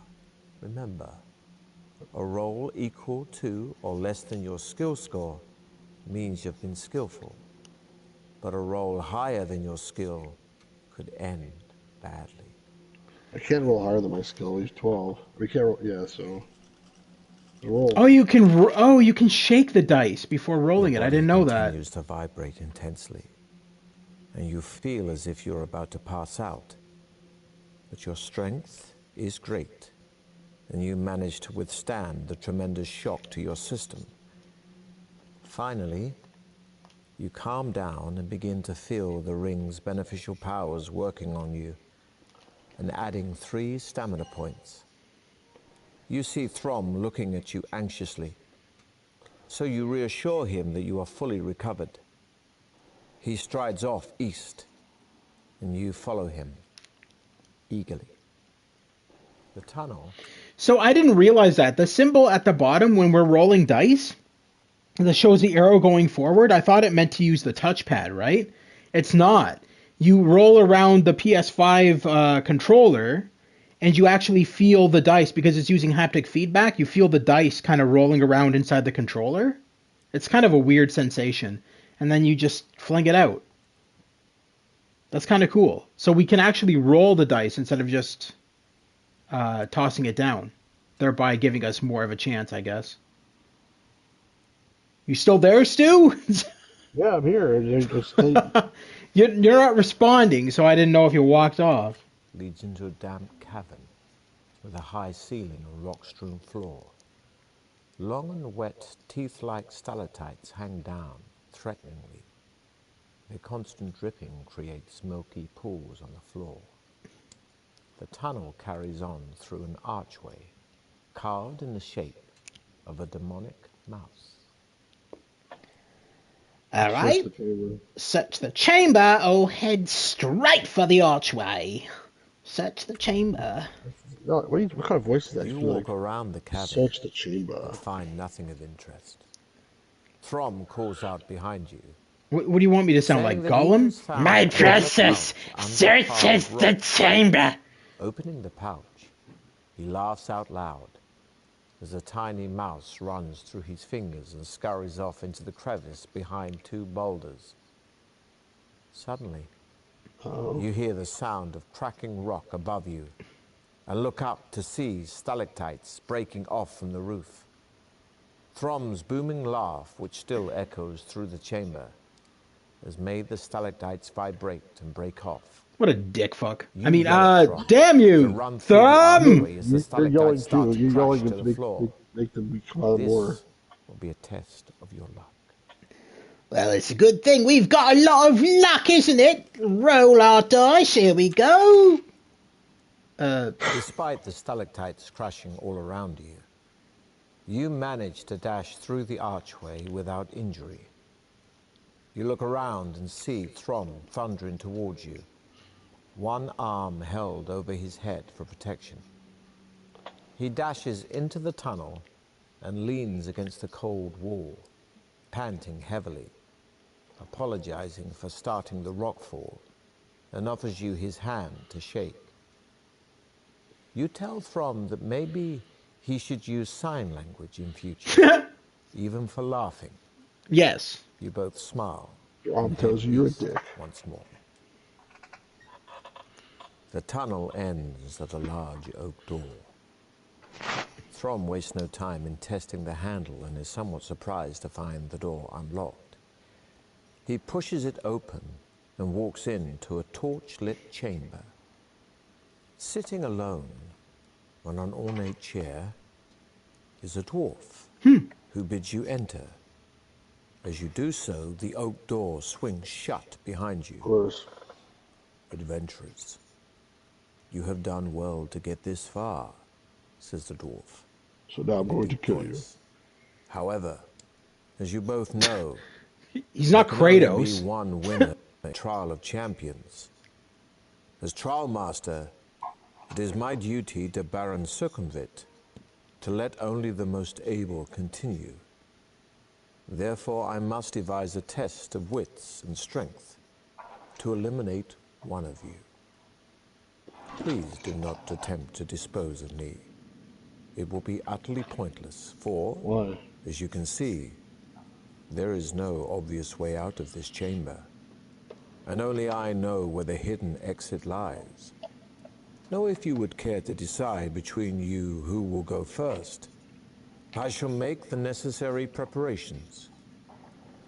You look at Throm, suddenly angry that your effective partnership might come to an end. He leans over and whispers in your ear that you should try to kill the dwarf and worry about the exit later. I mean, that's an option, but it's your choice, right? Join Throm in attacking the dwarf, or persuade Throm to go through with the dwarf's test. The share play just ended. Could you restart it? Yes, I can. One moment.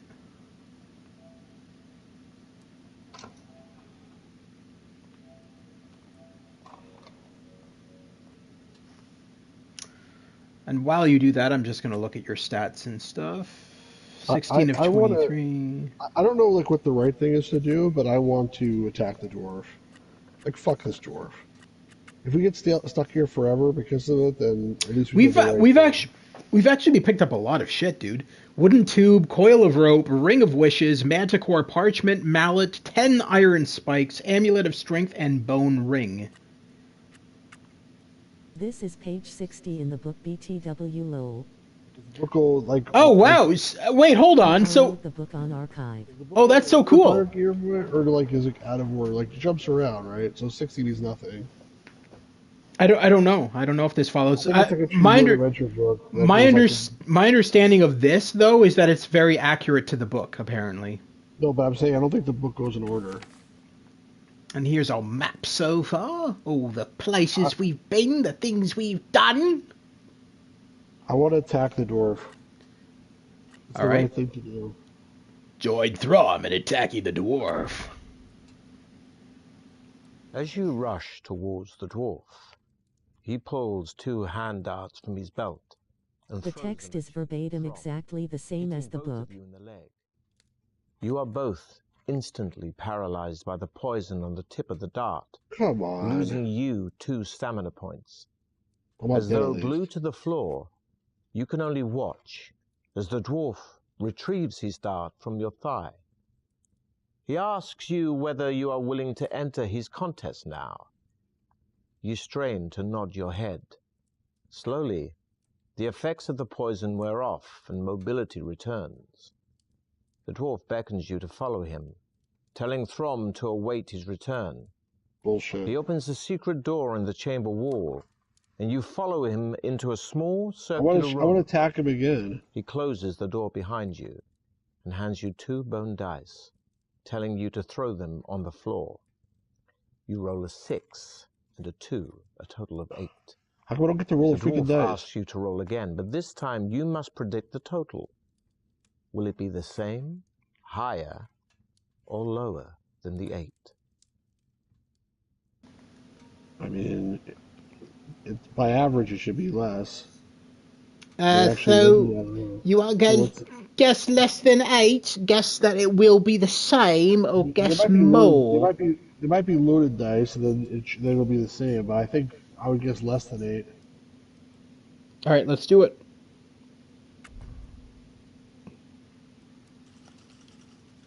This is a bullshit contest, by the way. The dwarf congratulates you for You guessing won. correctly. You won. He tells you that you must now progress to the second stage of the test. He reaches for a wicker basket and tells you that a snake is held within it. He tips the basket over, and the snake drops onto the floor. It is a cobra, and it rears up in the air, ready to strike. The dwarf tells you that he wishes to test your reactions. Barehanded, you must grasp the cobra below its head, The fuck? avoiding its deadly fangs. You crouch down on the floor, tensing yourself for the moment to seize it. This will be I'm getting very tired BTW, not sure how much longer I'll be staying. That's fine. We're probably gonna be ending it soon. with lightning speed. I was planning on streaming more You demos thrust your tonight, hand Pirate Gear. out Why and should I grip not the do cobra that? just below its open mouth. You lift it up, and with your arm outstretched, you dangle it in front of the dwarf. He doesn't flinch, but says in his calm, So you won that too. Damn, you're doing good. Put the cobra back in the basket. Not only won, we prepare for won the like final part of the test. we won like we got the lowest Follow possible me. roll. You do what he says and follow him back into the chamber, where Throm is pacing up and down, obviously ill at ease. You wave to him while the dwarf opens. Did you see what they did to his voice there? That was kind of cool. I didn't notice. When he spoke for the dwarf, I they mean, you lowered shouldn't not stream just because of me. they lowered his pitch. When he spoke for the dwarf, they gave him a really low pitch. That was really cool. I like how they did that. Opens a second missed it, secret sorry. door and tells you to You were walk talking next over to top of it. and wait for him. Again, you comply, and you find yourself in another circular room, although this one resembles a small arena. The floor is covered with sand, and a small balcony runs around the arena wall. Opposite the secret entrance you came in through is an ominous-looking wooden door. Suddenly you hear a shout, and you look up to see the smiling dwarf standing on the balcony. He throws 2 pieces of paper down to you. On one of them, the words, "No crop is," are written. On the other, "Ruin Moat." In his ever calm voice, he says, If you rearrange the letters of the words, See? you will find the names of 2 creatures. You may choose which one to fight in my arena of death. Can you identify the creature by rearranging the letters? So It's an anagram. One, actually, I don't know. Let me think. Hold on. I thought one of them would be like the manticore, but it's not. No crop is. What was the name of that creature that they read about in the book? Blood something or other. I think it was a blood something. You're right. Yeah.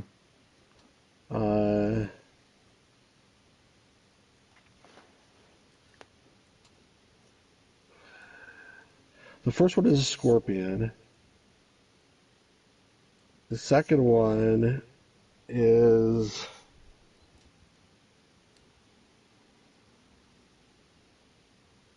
What's the second one?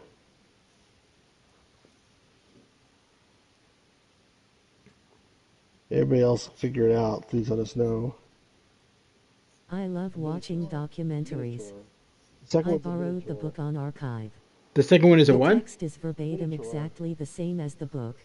Minotaur? I'm getting very tired BTW, not sure how much longer I'll be staying. I mean, you shouldn't not stream just because of me. So, what did they say at the beginning of the thing about What is going on? Yeah, that was the bot screwing up. What did they say at the beginning of the game about the Minotaur? Do you remember? No, I don't actually. They did say something about it, but I don't remember anymore what they said. But I mean, the scorpion's probably a giant scorpion, but still, like, I gotta imagine the Minotaur is like much tougher than a scorpion. You would think. But then again, if you in a labyrinth, there's always a Minotaur, so maybe you have to beat the Minotaur to win the game. I don't know. I mean, like I said, this is your game, so the choice is up to you. Keep in mind that we do have autosaves in case something happens. It is true. It's like the last was I can't identify you or the creatures. Like, why would you say that?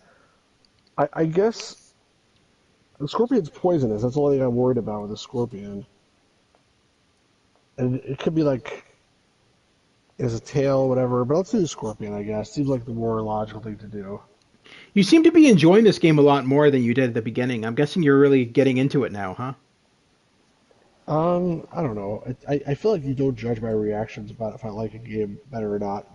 But I appreciate the fact I like it when there's like some fair puzzles where it's like you have a chance. I don't like if it's like there's 2 doors. I pick one. Oh, you picked the wrong one. Oh, you're dead. Yeah. That's stupid. I'd be like, yeah. But I mean, you have to keep in mind though too that it is true to the book. I'm guessing in the book that's what it was like too. The book is cheap too. It's not the game's fault. Yeah. No. It's a really strange game, to be fair. Like, just some dude reading the book. Like, it's like we could have read the book ourselves too, theoretically. But anyway, True. Let's fight the scorpion. You call out to the dwarf, telling him to send in the scorpion, because you are ready to fight. Slowly, the wooden door rises, and a huge, grotesque black scorpion squeezes underneath it and enters the room. You draw your sword in readiness and prepare to fight the sinister creature with its huge pincers and deadly sting. The scorpion will attack you with both pincers, and you must treat each pincer as a separate creature, as though you were fighting 2 creatures. Each pincer has its own skill level and will attack you separately in each attack round. You can only fight 1 pincer in each attack round, attacking it as in a normal battle. But against the other pincer, you must still attack in the normal way. Damn, a 2-in-1 deal. Even if your attack strength is greater. You must count this as though you have just fended off its blow. Yeah, but it's not true, because with the 2 goblins... If its attack strength is greater than yours... We killed them both anyway. It would have wounded you in the normal way. So they're both the same... I would recommend looking at your stats. 16 of 23. Eat at least 1 of your provisions. I can eat it afterwards. I always eat it now. Let's attack. All right.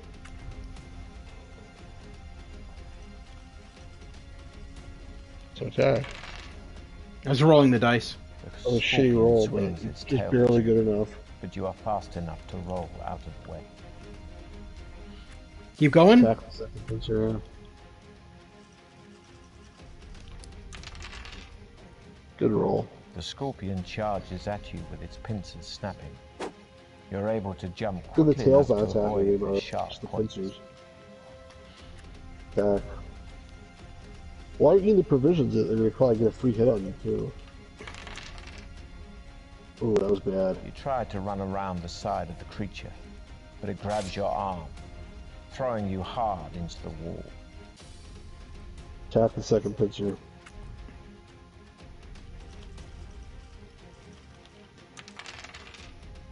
Good The job. scorpion swings its tail at you, but you are fast enough to roll out of the way. Attack. Yeah, I know. Good job. The scorpion enough. swings its huge venomous tail above its head. Ooh, You step aside venomous as it tail. smashes into the floor, and you land an attack from the side. It's too bad we didn't have a flag like Princess or Queen Queen Valenice has in King's Quest VII. Now, The dwarf calls down from the back. Remember that?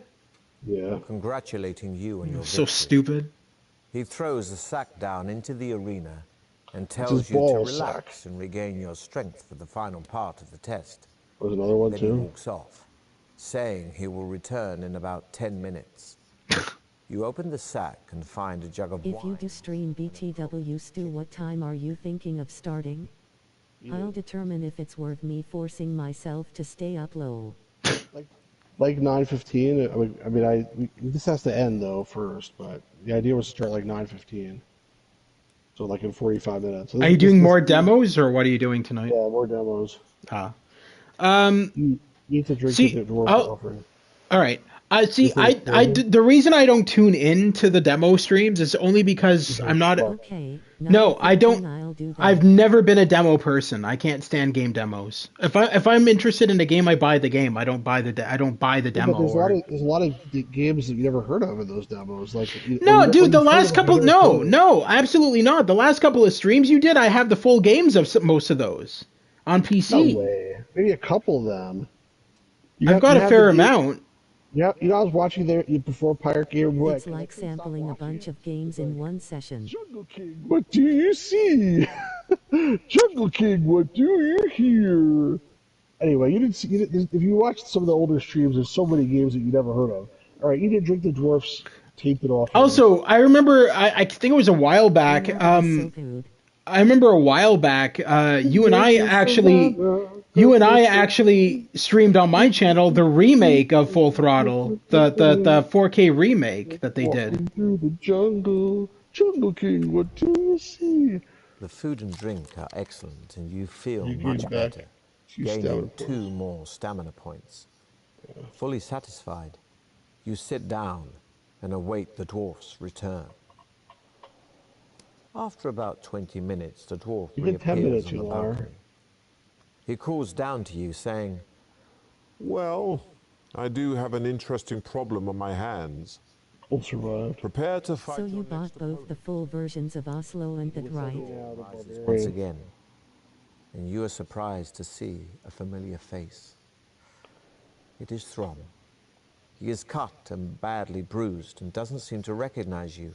Oh no. He is clearly delirious as he staggers forward with his axe raised to attack you.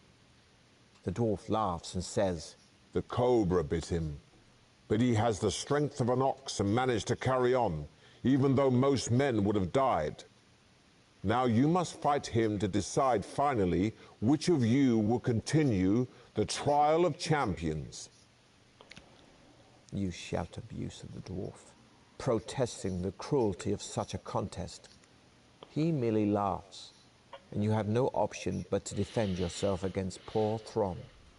Kick his ass! Duh, you son of a bitch! Strong. How fucking strong? Or not stronger than me. Attack him. We have a choice, really. Throm You suck, swings man. low, crashing into your ankles and knocking you off balance. Attack. He's gonna die in 2 turns anyway. You drop to the ground, sweeping away Throm's legs. You hate it as he howls as his head hits the hard ground. Back. Whew. Throm is tall, and you duck, grab him, and ram his head hard into the wall. It's Exhausted by your long duel, you fall was to your 10 knees seconds long. as you stare at Throm's still body. A bitter loathing for the dwarf fills your heart. Somehow, you will avenge Throm. Engulfed in your hatred, you do not notice the dwarf enter the arena until he is standing right in front of you, a loaded crossbow aimed at your chest. I know what you are thinking, He says calmly. but remember that only I know the way out of here. Get up. It's time for you to leave. Once on your feet, the dwarf indicates that you should walk ahead of him. Back in the chamber, he crosses over to the northern wall and pushes against one of its stones. A door-like section of the wall swings out, opening into another crystal-lit tunnel. With his crossbow still aimed at your chest, I didn't buy that whole the part here, dwarf but smiles, saying, I thought about it. Good luck. You tell him, fuck you. All right, walk straight into the tunnel or swing a punch at the dwarf. Walk straight into the tunnel. There's no point attacking the dwarf. He's freaking has a crossbow. The tunnel anyway. soon divides into two. Lol, okay. You hear a buzzing sound coming from the western branch. Walk west to investigate who or what is making the noise, or continue north. Go continue north. The tunnel leads into a dark chamber, covered in thick cobwebs. Clawing your way through them, you trip over a wooden casket. Uh-oh. Open the casket or continue north. Continue north, I think. You reach the far wall of the chamber and see 2 doors. Open the door to your left or open the door to your right. What do you think, Parakeet boy? Give us your thoughts, Pirate Gamer Boy. The door to your left or the door to your right?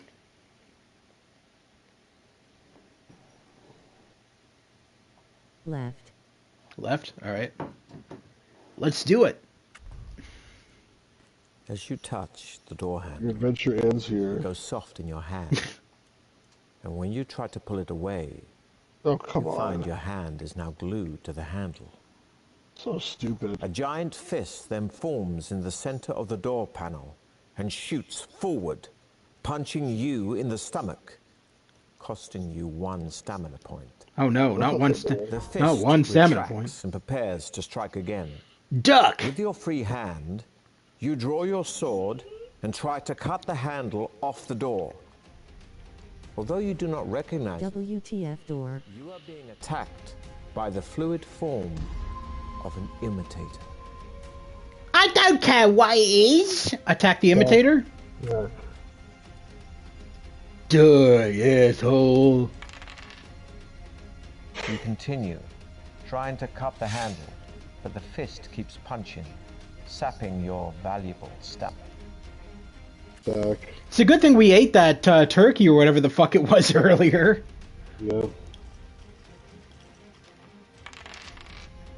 That's a pretty good hand one. grabs the blade of your sword, but you are stronger than it expected, and pull the blade free, slicing its fingers. Attack. But after we're done with this, you need some provisions. Yeah. You manage to grab a finger of the flying fist and twist it back until you hear a sickening crunch. Your sword severs the handle completely, and now separated from its parent body, it shrivels away I and don't have to drops carry a onto the handle floor. with me the rest of the adventure. Having no other choice, you somewhat apprehensively turn the handle of the other door. But first, take your provisions door when you can. Opens You do it now? Should be able to. Yeah, eat one. Maybe eat two of them. Eat two of them or one? Yeah. One more. One more? Mm-hmm. That's enough. Another tunnel running north. Ahead you see two stone fountains, one on either side of the tunnel, carved in the shape of cherubs. Water spouts from their mouths and cascades into small bowls at their feet. Drink at the fountain on your left, drink at the fountain on your right, or continue your walk north. I want to drink at one of the fountains. So, Pirate Gamer, which one do you want to drink from?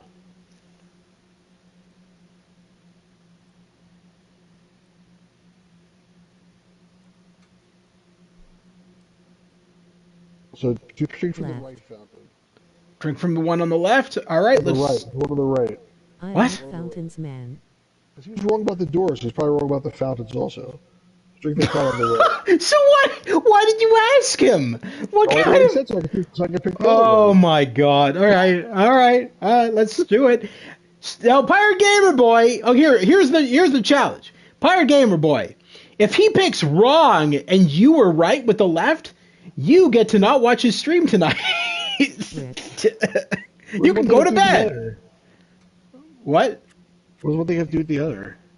I don't know, but it's just being stupid. Alright, drink at the fountain on your right. That's what you want, right? Yep. Alright. The cool water is refreshing and comes from a source which has been sprinkled with pixie dust. See, I told you. Gaining you Damn. one stamina point. Well then, I guess Stu's things actually work. Leaning against the Just said it saved our progress just there. You see a pair of bamboo stilts. They are securely chained. And you see a label attached to a padlock, which reads, "The price of these stilts is 1 gold piece. Place the coin in the slot to release the lock." Put the coin in the slot. Alright, we got a gold piece. Buy them. Buy them? Let me guess, on the left the fountain water was filled with AIDS or something.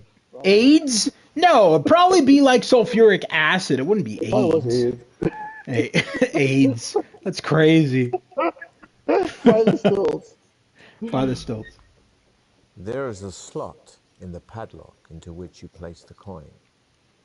Immediately the lock clicks apart, and you are able to unchain the stilts. Put them in your You backpack. place them on your shoulder, and once again set off. Can I used to, hit people with? You pick it up and place it in your purse. You come to a section of the tunnel which is covered with thick green slime. Oh no. It looks threatening. So you decide to test it first with a piece of cloth. Why? The slime's corrosive jelly burns the cloth instantly, leaving no You're smart enough trace. to try to do that. You climb onto your stilts and take a few tentative steps across the floor. Your confidence grows, and you soon feel able to tackle the walk across the slime. Smoke rises from the base of the stilts as the slime starts to burn them away. You plod stolidly on, and finally reach firm ground We bought again. those stilts. Right. Fortunately, the stilts are still covered in slime, and you are forced to dump them. Setting off north, you come to a junction. I feel like we didn't collect enough gems. So we've come to a junction. Go west or continue north. Pirate Gear Boy, want to go west or north?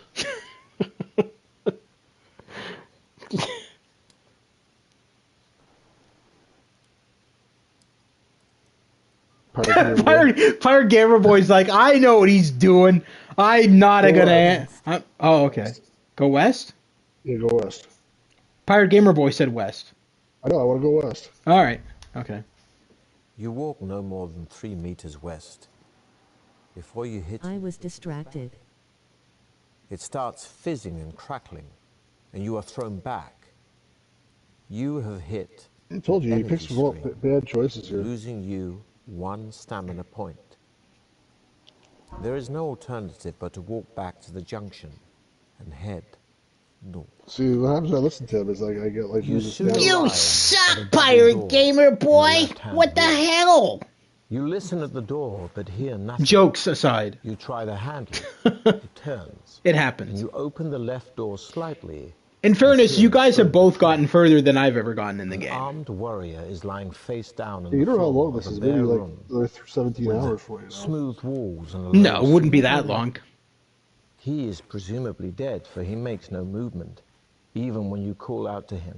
Why would you call out to A him? large jewel, perhaps a diamond, lies just beyond his outstretched arm. Yeah, that is All right. a little iffy, but we know we need jewels, so I think we have to enter the room and take the jewel. All right, you want to do that? Enter the room and take the jewel? All right. We don't have a choice, but You finally reach the warrior's body, but as soon as you touch the jewel, He wakes up. both it and the warrior vanish The into fuck? thin air. You hear the door slam behind you, followed by a sudden, ominous well, you're rumbling dead. above you.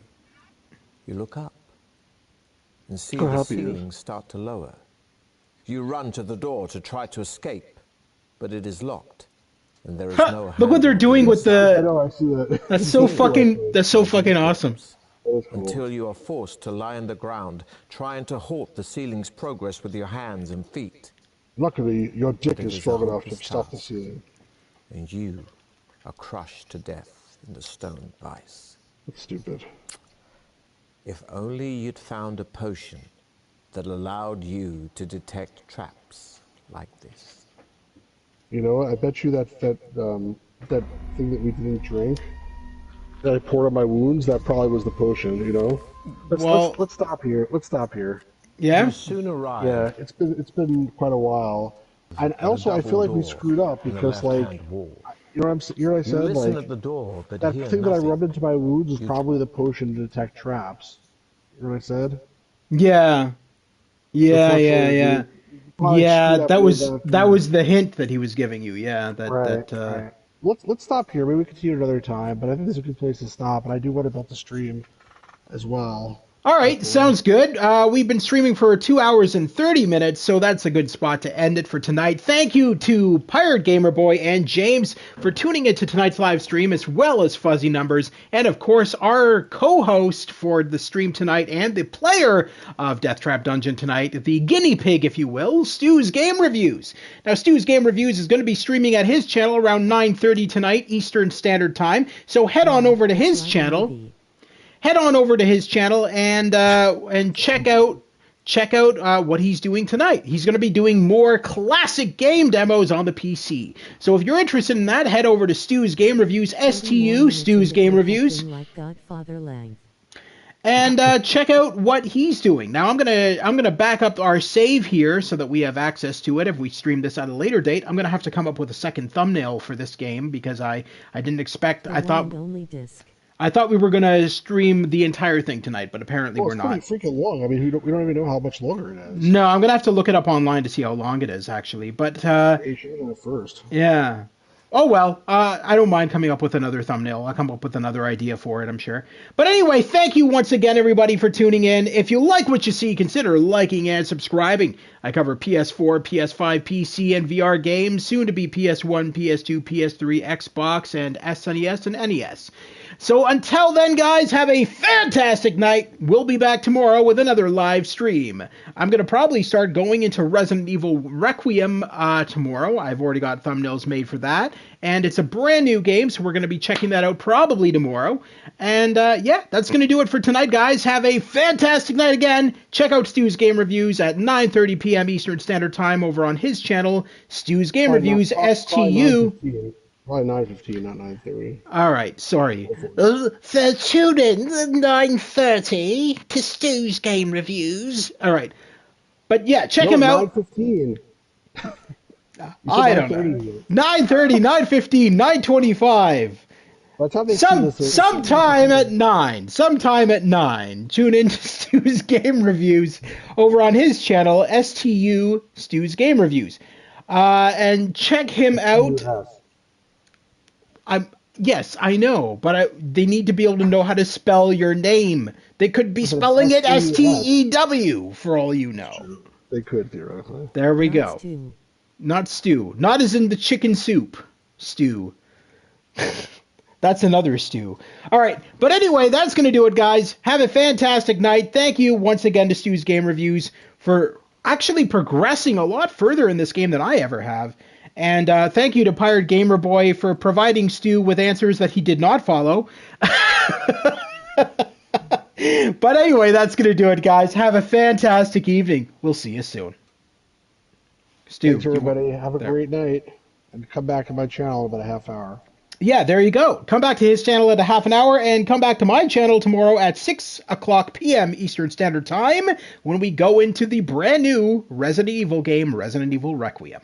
Take care, guys. Have a great night. Bye, guys.